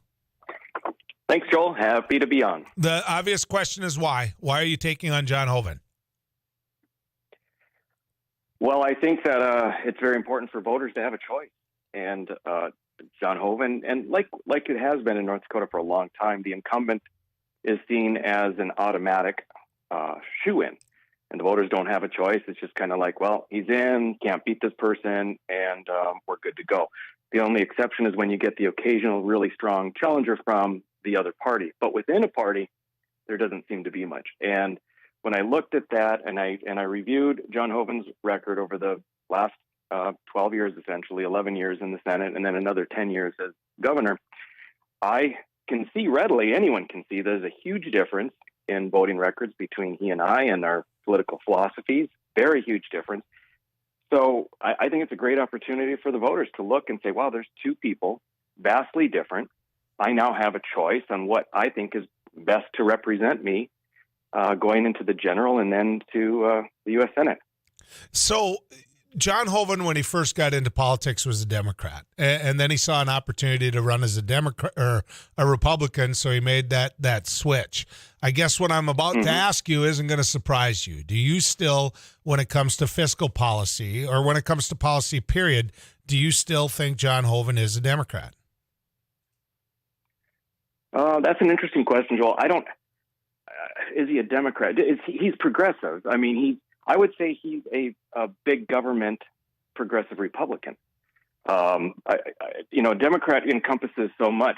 So if we're just talking fiscal, you can either say big spender or not a big spender. I think Democrat big spenders and Republican big spenders are a little different in their priority. What they have in common is that they're very happy to spend taxpayer dollars. But no, I wouldn't say he's a Democrat, but I would say he's big government progressive, corporate welfare supporting Republican. So then let me ask you this, because specifics are what's going to change people's opinion on all this. I saw a push poll put out there now by the Hoeven folks, through the Republican Party, which, I mean, it's pretty clear what they want the results to be that involves you. Have you seen that poll? Yes, I think so. I've heard about a phone poll, and then I've seen one that was something about a convention, Republican convention poll that was by SurveyMonkey. Right. And so my question of you is this. Do you think that the Republican machinery, which John Hoeven has plenty of money to run, do you think that it's going to be a fair race at the convention? Do you think that you'll get a fair shot at this thing? I don't know. I'll tell you this. When I ran for governor, there were some things that were slanted against me because everything was tilted in favor of Wayne Stenjum for the establishment. But overall, it was fair. There were some shenanigans going on, but a little bit here and there. But as a party, as a whole, I think it was fair. This is vastly different. This year, our current state chairman, things have really gone astray. We have a district chairman that called me a cancer in the party that must be eradicated. And that's because I am much stronger in the Republican platform, and I'm tired of fellow Republicans who don't adhere to it. And I think it would be great if we had two strong parties, a strong Democrat Party and an even stronger Republican Party. But we don't. What we have are people that are clearly more aligned with progressive political philosophy, more aligned with Democrats, but they wear the Republican badge to get elected. That's not good for North Dakota. It's not good for the Republican Party. It's not even good for the Democrat Party. So I'm tired of it. I call them out. They can't stand it. They cannot stand being held accountable for their voting record. And yet that's what we are supposed to be able to do, is defend our voting record. And that's why when I look at John's voting record, I'll tell you, Joel, it's way worse than I thought. I knew it was bad. It's really bad. Maybe not to you, but to a conservative Republican in North Dakota, it's horrendous. So give me examples. Well, the easiest one is the Biden bipartisan infrastructure bill. It had a tremendous amount of money, much more money going to green energy than it did for actual infrastructure. It was a huge corporate welfare bill. It puts us further into debt. By the CBO's estimates, I believe $256 billion increased deficit, which doesn't count. There's all sorts of accounting tricks. I won't get into it, but it's actually even more than that. That's going to make inflation worse. So on one hand, he's decrying inflation. We have to stop it, and he's blaming Biden. But on the other hand, he's voting for additional deficits, which require additional money printing, which causes inflation to be worse. Inflation is a tax on the lower middle class and the poor far more than it is on the upper middle class and rich. So I guess what I have to question here then is because the Republican Party is really two parties now. The one side is more the party of Donald Trump. The other side is, as you described, John Hoeven to be. That being said, a pretty weighted endorsement in the state of North Dakota, it would seem to me, is Donald Trump's. Have you sought that endorsement out? And do you think you can get that endorsement if he's going to call John Hoeven and his ilk rhinos? Yeah. Well, I'll be honest with you. I have not sought it out, but I'm putting some feelers out there. I don't know if he would endorse or not. I mean, I think if you asked him personally, he'd say, yeah, I definitely would rather have Becker in. But a formal endorsement carries with it a lot of political ramifications. And any big figure, and especially probably President Trump, is not going to want to have want to have a very strong win-loss ratio. And the establishment, the status quo kind of machinery is telling him, or should be telling him, that there's no way I can win, because it's very hard for people to understand the mood of North Dakota, how significant it is amongst grassroots Republicans in North Dakota. And so I have a much better chance than standard sort of evaluations would present. So I don't know if and really that's not critical. It's not critical at all, because regardless of a formal endorsement, the people of North Dakota, the grassroots conservatives, the real Republicans, they're solid with me. Because they know where I stand. So a Trump endorsement would be nice, absolutely. But it doesn't change where the voters stand. Do you believe that John Hoeven says anything when he talks? I think, okay, I'm just going to say this once for your program. I have nothing against John personally. He's a nice guy. And it's hard sometimes for North Dakotans to separate an attack on someone's person versus an attack on someone's political persona and their voting record. So I have nothing against John. Nice guy. You know, what I keep telling people is the time is over for having nice guys in Washington, D.C. That's it. But yes, I know what you're getting at, and it is true. And the media, not just on the left, but on the right, complains quite a bit because John is a consummate politician. He says a lot. He talks a lot, but he's not actually conveying much substance. Or, you know, a common way to say it would be there's a lot of fluff and very little stuff. I just asked you a question, and you put a precursor in front of it, but you answered it. And I said this before you came on, which is I respect you for that. You and I have had our rows, and that's good. You're supposed to. The media isn't supposed to be your friend, and you're not supposed to be the media's friend. We're supposed to have these policy debates. But, the biggest criticism I have had of Senator Hoeven over the years is I can ask him what color the sky is, and he's not going to tell me right away. I mean, I'm not sure he is going to tell me. And so how do you debate someone like that? How do you have a conversation to prove to people, because he's got more money than you, Representative Becker. He can spend more money than you. Ask Gary Nelson years ago how that went for him.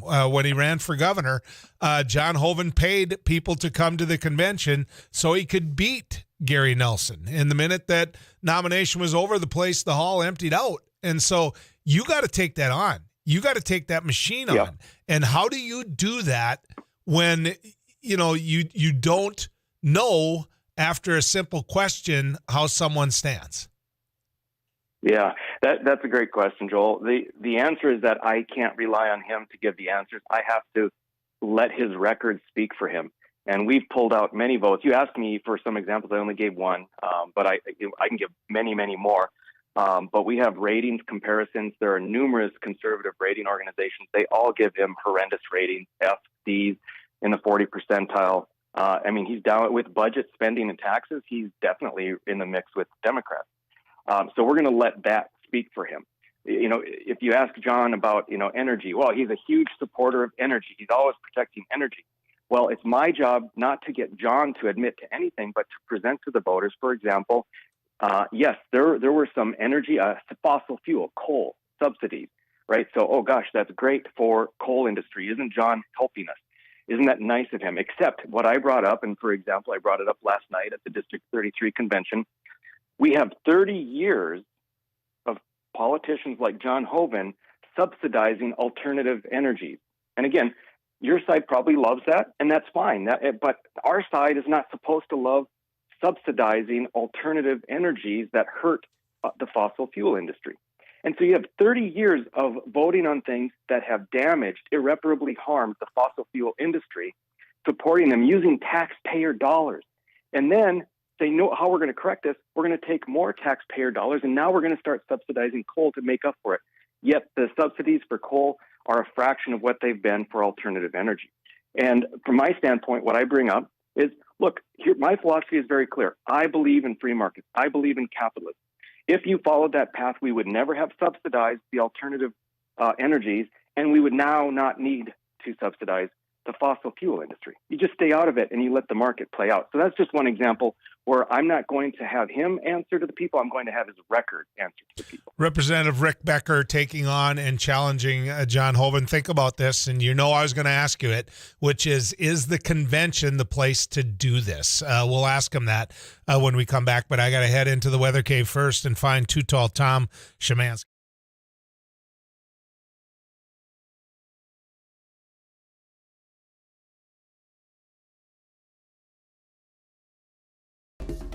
Thanks for watching News and Views on YouTube. Don't forget to subscribe and like our page, and send us a text anytime at 35270.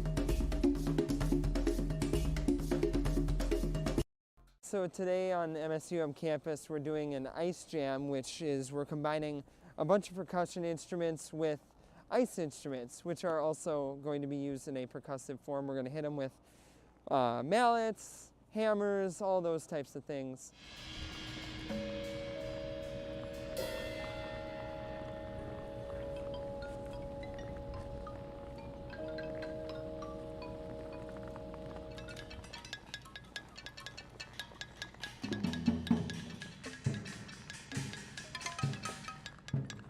Today is all improv, so we're all just kind of working with ideas that we just kind of think of as we go, and we kind of play off each other, and it's fun to collaborate, but also have a sense of. Well, we're doing a food giveaway event to the community. A lot of people are facing food insecurity at this time. As we can tell, we had to start about an hour early because we just had so many people lined up. So as people come up and they need whatever they need, volunteers are taking care of it. It's all contactless, so nobody has to get out. And just making sure whatever the greatest need. We're just giving the greatest good. When we're going until the food is out. As people are coming in, if they need 2 boxes and 2 gallons of milk, that's what we're giving. We don't want to leave anybody out. I was in the hospital, and I saw a flyer on the wall. And all the nurses were talking about taking people down there to get food and stuff. I got out last night. The hospital last night, and I said, man, I'm going to do this. When I came from Williston here, I lived on these streets for 3 years, caring. And that's what this is. That's the way I see it. Very helpful. I think it's going to be very helpful because I know people that are doing without. I think it's truly remarkable how much need there is out there. Like I said, we were going to start at noon, but we had so many people lined up. We started at 11, and volunteers have been working their tail off since then. I'm thankful for that. I think this shows that there is some huge needs in the community, and we got some things we got to address.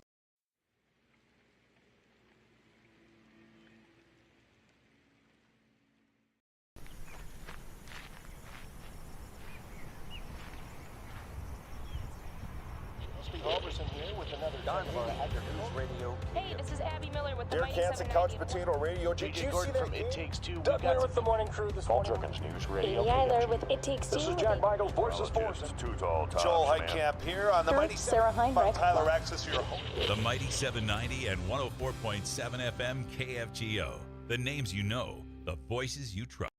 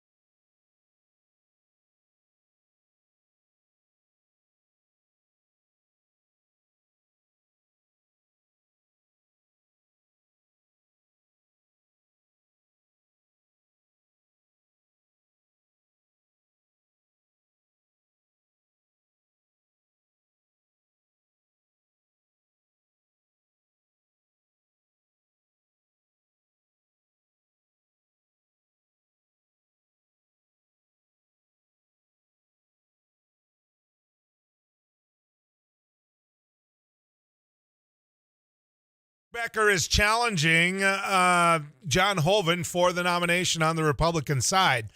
Before the break, I mentioned to him that I wanted to bring up the strategy that he has chosen, which is to go to the Republican convention. Doug Burgum, Kevin Kramer, both went around the Republican convention and took directly to the primary and let the people and made the argument directly to the people instead of the establishment that is the Republican convention. And so I have to ask you, Rick, are you making the right choice strategically by not going directly to the primary? I think I am, Joel. I understand, and believe me, a lot of folks have advised me to go straight to the primary. The thing is, I think we can win the convention, even though, if anything, it's going to be an uneven playing field. I think we can win it. And with that win, there's a couple of things. One, I've got a stronger wind against my back going into the primary, which I will need because of the huge difference in funding capabilities. The second thing is I'm still staying true to the party, because what I'm trying to do is build a stronger Republican Party that stands for something and jettison the progressives so that there's a stronger Democrat Party. So voters, and the word Republican can mean just about anything. So by accomplishing those two things, in my mind, it's the right decision, convention first. So let me ask you this, because this came in by text message. and this individual must have been at it or at least had sources at it. But they said Tuesday night at the District 8 Republican Convention, Representative Berg's supporters were yelling nasty things at Mikey Hoeven, who was standing in for her husband. Becker said there's no more room. He said today, no more room for nice guys in office. Does Rick believe it's appropriate to be mean to Mikey Hoeven when she's standing in the arena? No. Yeah. So here's the thing, Joel. I was way in the back of the room. It was I couldn't hear Mikey for all practical purposes. I couldn't hear what she was saying. I did hear after the fact that someone yelled out that John is a rhino. And I don't know if that's accurate of what was said or if there were additional things. I'll be clear. I completely renounce that. I do not want people doing that. I think it's terrible. We don't need to go there. We don't need to do that. And if they're my supporters, I renounce that behavior. They are making me look bad. They're losing me votes, and they're being unnecessarily, I don't know if I'd say mean. I mean, I understand Mikey's a super nice gal. It's the thing is, if you had a different surrogate, let's say you had a big burly guy as a surrogate, people would maybe not be so concerned of whether it was mean. However, it would still be inappropriate. We do not need a name call. I'm opposed to it 100%. Do you support federal crop insurance? No. Okay. I don't support any federal insurance. I don't support federal flood insurance. Now, these types of things need to be unwound. You can't just immediately drop, right? But you can have a process by which over the course of a few years you unwind it, and then you relegate it to the state or the private market. But federal government has no business in any insurance. Do you? Well, there's more of this. My point, ladies and gentlemen, and I disagree with some of what Rick Becker has just said, is I asked him a question. It's going to make him unpopular with farmers. Let's just be honest about that. And he answered it. He makes for a good, honest interview. And so he's going to hang with us a little longer. Let's visit with Rick Becker some more right after this. Thanks for watching News and Views on YouTube. Don't forget to subscribe and like our page. And send us a text anytime at 35270.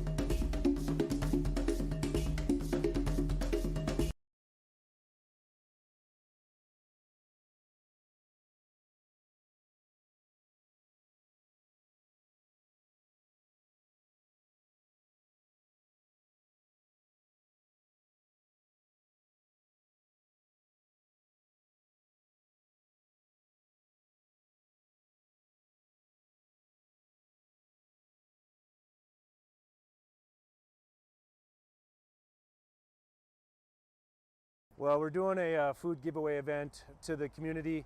A lot of people are facing food insecurity at this time. As we can tell, we had to start about an hour early because we just had so many people lined up. So as people come up and they need whatever they need, volunteers are taking care of it. It's all contactless, so nobody has to get out. And just making sure whatever the greatest need. We're just getting the greatest good. When we're going until the food is out.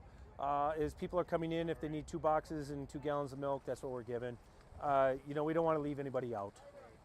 I was in the hospital, and I saw a flyer on the wall. And all the nurses were talking about taking people down there to get food and stuff. I got out last night. Got out of the hospital last night, and I said, man, I'm going to do this. When I came from Williston here, I lived on these streets for 3 years, caring. And that's what this is. That's the way I see it. Very helpful. I think it's going to be very helpful because I know people that are doing without. I think it's truly remarkable how much need there is out there.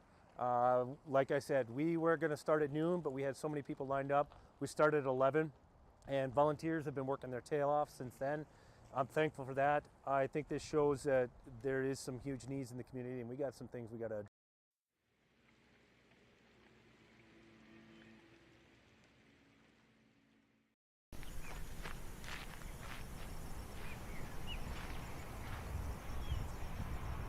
Roberson here with another News Radio. Hey, this is Abby Miller with the Dear Mighty Kansas 790. Couch Potato Radio. Did you see that? It Takes Two. Doug Miller with the morning crew this morning. News Radio. Amy Eiler with It Takes Two. This is Jack Michaels, Voices Forces. Joel Heitkamp here on the Mighty Sarah Heinrich. Tyler Access, your home. The Mighty 790 and 104.7 FM KFGO. The names you know, the voices you trust.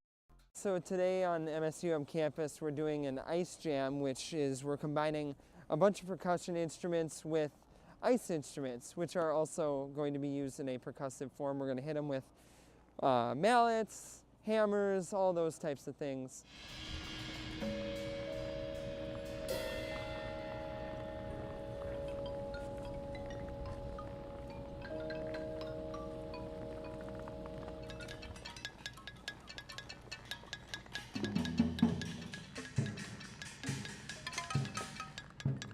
Today is all improv, so we're all just kind of working with ideas that we just kind of think of as we go, and we kind of play off each other, and it's fun to collaborate, but also have a sense of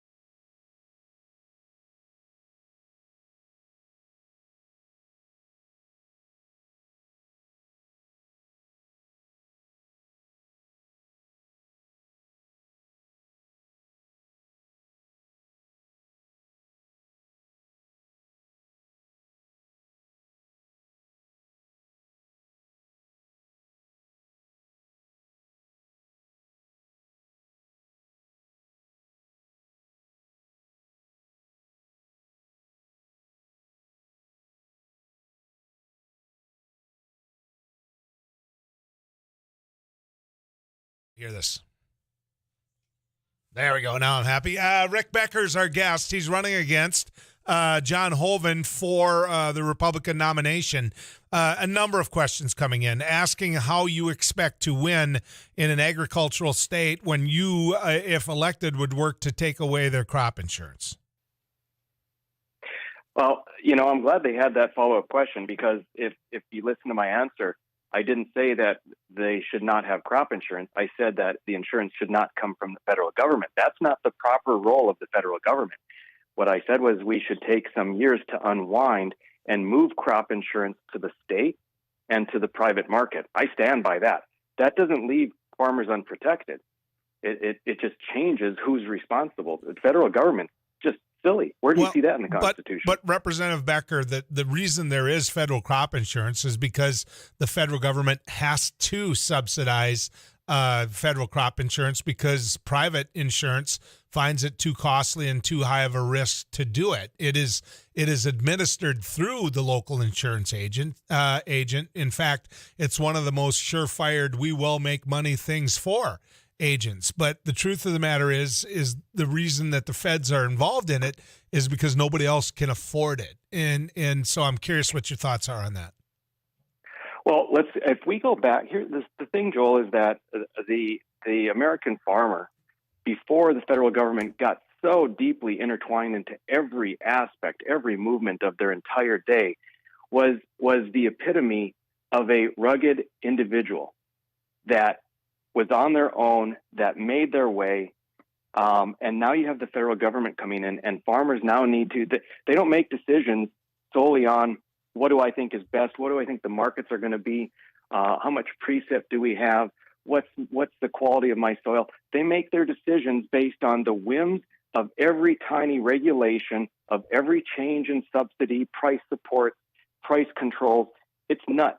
And so they've become barely anything more than a tool of the federal government. It's just, so what we need to do is unwind these things. And yes, that would mean, if we unwind, that would mean that there are higher highs and lower lows.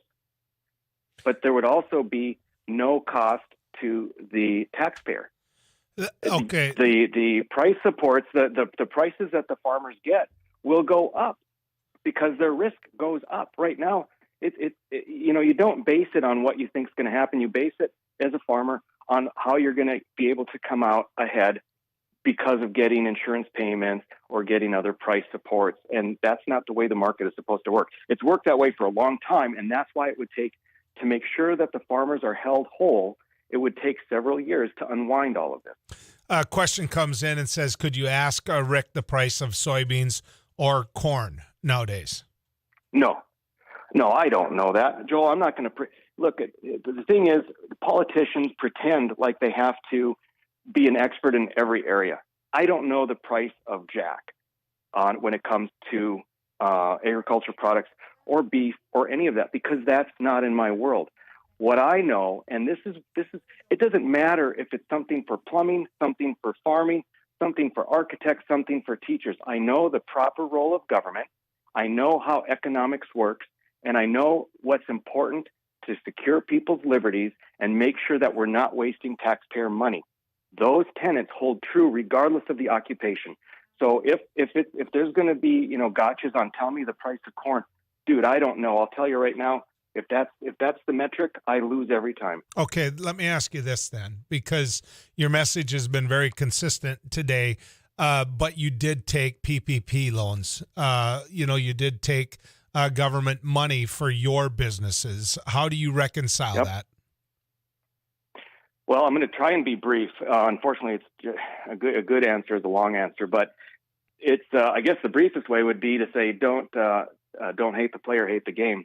But that's really not an adequate answer. The thing is that the system is what it is. I don't expect farmers to not take crop insurance, to not take subsidies. That's the system. For instance, when we do income tax, I take everybody should. I take every possible deduction I can to pay the least amount of taxes I can. So a lot of those deductions I think are ridiculous, and they shouldn't be part of the IRS system. But it doesn't mean I just say, you know what, I'm not going to take those. The way we fund K-12 education with property taxes, ridiculous. But that's the system. I work with it. So federalized Social Security, horrible system.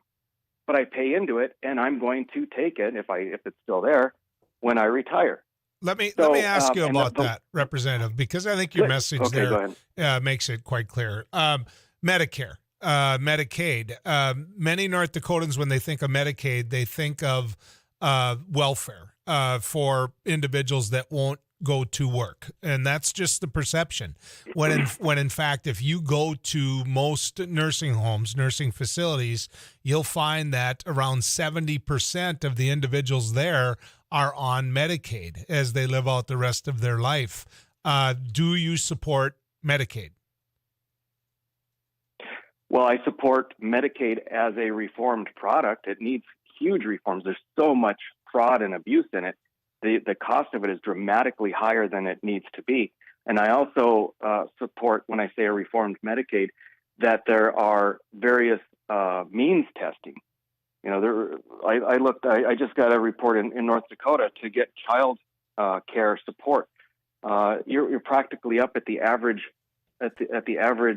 income for North Dakota. I mean, so we're basically, if you make the average of what all the people in North Dakota make, at what point do we say we're going to stop giving handouts to people that don't necessarily need them? So by improved means testing, we ensure that a product like Medicaid truly goes to people that need it. But one thing, Joel, if I can, I want to go step back as an example for what to a lot of people at face value seems like an inconsistency with this taking PPP. I think it was 2015. So my house was flooded out, severely damaged in the 2011 flood. I took out a loan. That was a 1% loan that North Dakota gave. And it was about a $100,000 loan. When I was in the 2015 session, there was a bill to forgive 100% forgiveness of all of those loans. I got up on the floor and spoke against it and said these should not be forgiven because it's a cost borne to all of the taxpayers of North Dakota when the people that took out the loan have all, number one, already had a good deal, but number two, have a contract. We have to agree to that. So when I stood on principle as a lawmaker, now if that had passed, I mean, I'm not going to say no. If you don't want me to pay my loan back, okay, man, that's the system. So that's what I'm trying to get across. I want to change the system, but so far as whatever the system is, I'm going to play within that system to the best of my ability. So if that's the case, and clearly you're trying to get away from government subsidies and let a very pure form of capitalism work, my experience in the rural area now as a Democrat, trying to help Democrats get elected, is that most of the people I run into at the town halls and at the local cafe say, no, I'm a conservative. I'm a pure conservative. I believe in conservative principles. Fiscally, I'm a conservative. They're farmers. Do you believe that farmers, because it doesn't take long to look at the amount of money they've received from the federal government, do you believe they're hypocrites? No, I don't. Here's the thing. If they had an opportunity, if the federal government took a vote of the farmers and said, hey, how should we handle this? And they voted, no, keep going with the subsidies and all this crap, that would be a hypocrite. But if they don't have a say in that particular thing, if this is what the system is, it would be silly for them not to, because it disadvantages them compared to all other farmers. It disadvantages them because it has all these things have a downward push on price. And so they're taking a lesser price for their product. So yeah, in their system, they should take whatever is offered to them. Even the millionaire farmers that are getting subsidized, which by the way was an amendment to remove millionaire farmers from being subsidized that John Hoeven voted against. So he is in favor of subsidizing millionaire farmers. Even they should take it, because if that's what the federal government's doing, that's what it's doing. And for instance, when Obama had his plan, there was a move where physicians, if they moved to an electronic record, would get some money. And over the course of, I think, 3 years, I could have gotten $44,000 from it. And someone said, you're not going to take that. And I said, you bet I am. I'm going to take $44,000, and all of the $44,000 is going to be donated to conservative organizations. I'll take that money, and I'm going to try and do good with it. Now, as it turns out, I didn't do that because it turned out that the requirements were so stupid. But anyway, yeah, I think you play within the system to the best of your advantage. And then you go out and in whatever capacity you can, you try and make the state, your community, the country a better place. Have you been vaccinated? No. Do you believe in the vaccine? Well, that's an interesting question. I don't know if you want to rephrase it. Do I believe in it? It exists. Do you believe it? Do you believe it works? It appears to confer increased protection for at least the natural variant, the Delta and Alpha, for the severity of disease. Then why won't you take it? Because I don't know the long-term effects. Nobody does. Okay. And so everyone, and I've never said anyone that they shouldn't take it. My parents took it. My sister took it. One of my kids took it. Much to my chagrin. But what I've said is that you should determine for yourself. Look at what your risk is. Look at what you think about the vaccine to sort the wheat from the chaff. But it doesn't change the fact that an mRNA vaccine is a new product. We don't know what the long-term effects are. All right. I'm going to say this one more time because I think it really matters. There are people that listen to you today that you didn't make friends with, but you answered every question. And this wasn't an easy interview. And maybe this is just you and me talking as members of the media. But I respect that, Rick. I really do. There are times I know that you didn't want to know the name Joel Heitkamp again. I get it. And there are times I've been frustrated with you, but you answered every question, and I appreciate that, which gives you the right to say the final comment is on you. If people want to get to know you more, if they want to go online, tell people where to go. Yeah, thanks, Joel. And you're exactly right. If I don't win, but it's because the voters truly understood what I stood for and what John stood for, and they prefer John, I am so content with that. You have no idea. So the thing is, research me, research John. The best way to research me most likely is to go to my website, which is rickbecker2022.com, rickbecker2022.com. We, of course, have Facebook and other social media presence as well. All right. Thank you, Representative Becker. Appreciate it. Thanks, Joel. Let's get to the Weather Cave and visit with Too Tall Tom Szymanski and get our Thanks for watching News and Views on YouTube. Don't forget to subscribe and like our page and send us a text anytime at 35270.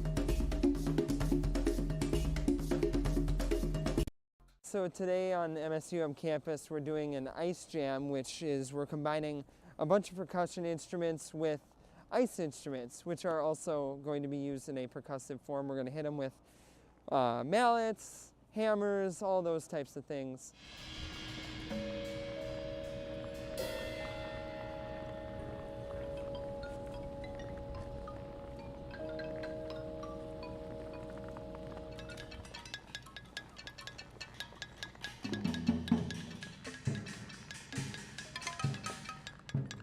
Today is all improv, so we're all just kind of working with ideas that we just kind of think of as we go, and we kind of play off each other, and it's fun to collaborate but also have a sense of here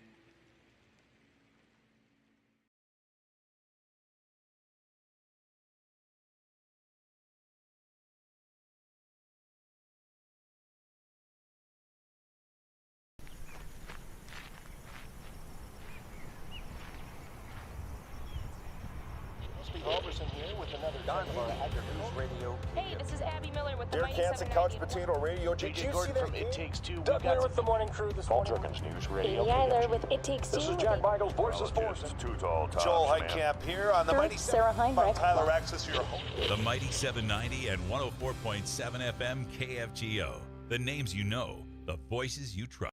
Well, we're doing a food giveaway event to the community. A lot of people are facing food insecurity at this time. As we can tell, we had to start about an hour early because we just had so many people lined up. So as people come up and they need whatever they need, volunteers are taking care of it. It's all contactless, so nobody has to get out, and just making sure whatever the greatest need. We're just giving the greatest good. When we're going until the food is out. As people are coming in, if they need 2 boxes and 2 gallons of milk, that's what we're giving. We don't want to leave anybody out. I was in the hospital, and I saw a flyer on the wall. And all the nurses were talking about taking people down there to get food and stuff. I got out last night. Got out of the hospital last night, and I said, man, I'm going to do this. When I came from Williston here, I lived on these streets for 3 years, caring. And that's what this is. That's the way I see it. Very helpful. I think it's going to be very helpful because I know people that are doing without. I think it's truly remarkable how much need there is out there. Like I said, we were going to start at noon, but we had so many people lined up. We started at 11, and volunteers have been working their tail off since then. I'm thankful for that. I think this shows that there is some huge needs in the community, and we got some things we got to address.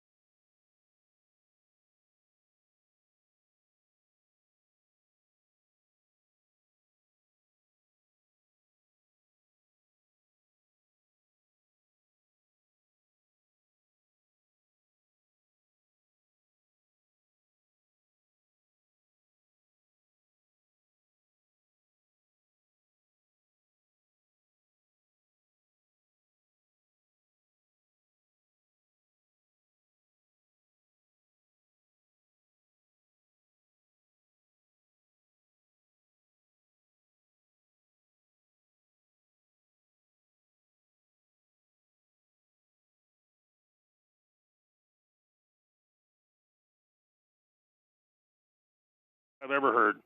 Well, thank you, Jim. It describes things back in the 60s when I was growing up, when farmers, if they had a good crop, they paid income taxes on it and banked the remainder, and they used it in the spring to buy seed instead of having to go to the bank. Yeah, I mean, and now they spend every penny. They John Deere, you can't buy any machinery because they're buying it all up for the tax write-offs. So they're broke come spring. They got to borrow money to seed, and they're millionaires. But the one thing, Jim, is with federal crop insurance, and you're saying you don't need crop insurance the way you described it, but no, you need it. Yeah, it's 60%. The problem is local insurance agents don't offer it because of the risks that they have. No, they can't afford it. Exactly. Thank you, Jim. Let's get to Charles. You're on News and Views. Oh, just 2 quick points. And I guess no farmer loves living off or using subsidies to live. I get that. I don't either. But 2 things I'd like to point out. Number 1 is we're dealing in an unfair world where Europe is heavily subsidized. It's not an open, free deal. And the second one is the farm program is there because there was a time when there wasn't, and it was disastrous, the Depression era. So, I mean, there's a reason, and it assures us cheap food.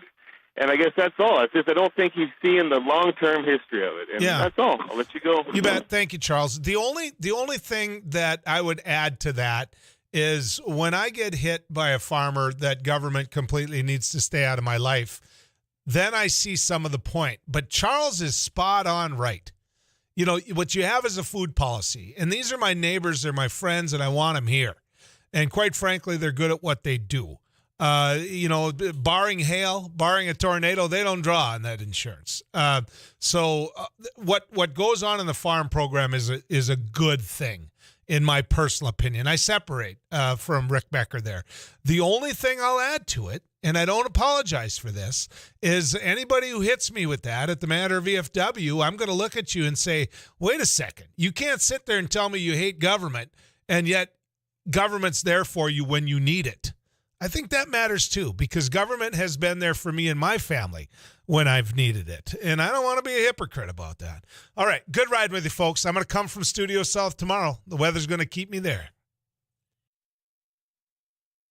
So today on MSUM campus, we're doing an ice jam, which is we're combining a bunch of percussion instruments with ice instruments, which are also going to be used in a percussive form. We're going to hit them with mallets, hammers, all those types of things.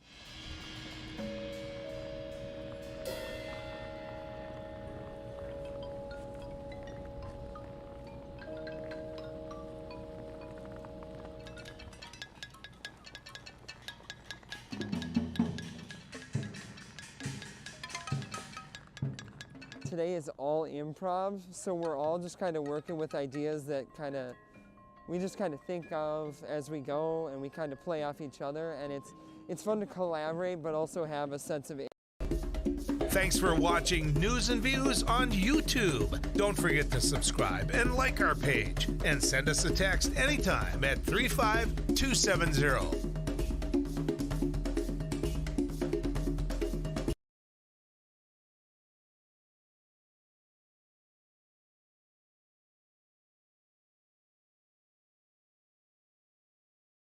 Well, we're doing a food giveaway event to the community. A lot of people are facing food insecurity at this time. As we can tell, we had to start about an hour early because we just had so many people lined up. So as people come up and they need whatever they need, volunteers are taking care of it. It's all contactless, so nobody has to get out. And just making sure whatever the greatest need. We're just giving the greatest good. When we're going until the food is out. As people are coming in, if they need 2 boxes and 2 gallons of milk, that's what we're giving. We don't want to leave anybody out.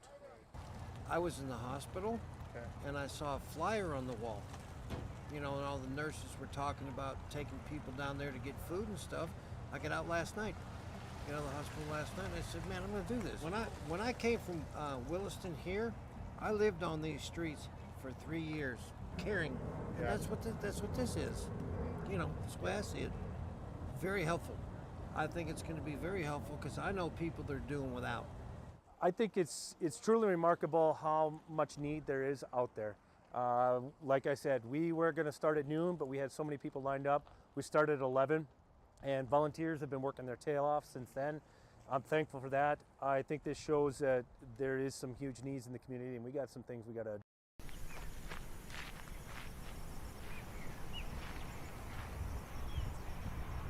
Roberson here with another News Radio. Hey, this is Abby Miller with the Derek Hansen, Couch Potato Radio. Did you see that? It Takes Two. Doug Miller with the morning crew this morning. Jerkins News Radio. Amy Eiler with It Takes Two. This is Jack Michaels, Voice of Sports. Joel Heitkamp here on the Mighty Sarah Heinrich. Tyler Access, your home. The Mighty 790 and 104.7 FM KFGO. The names you know, the voices you trust.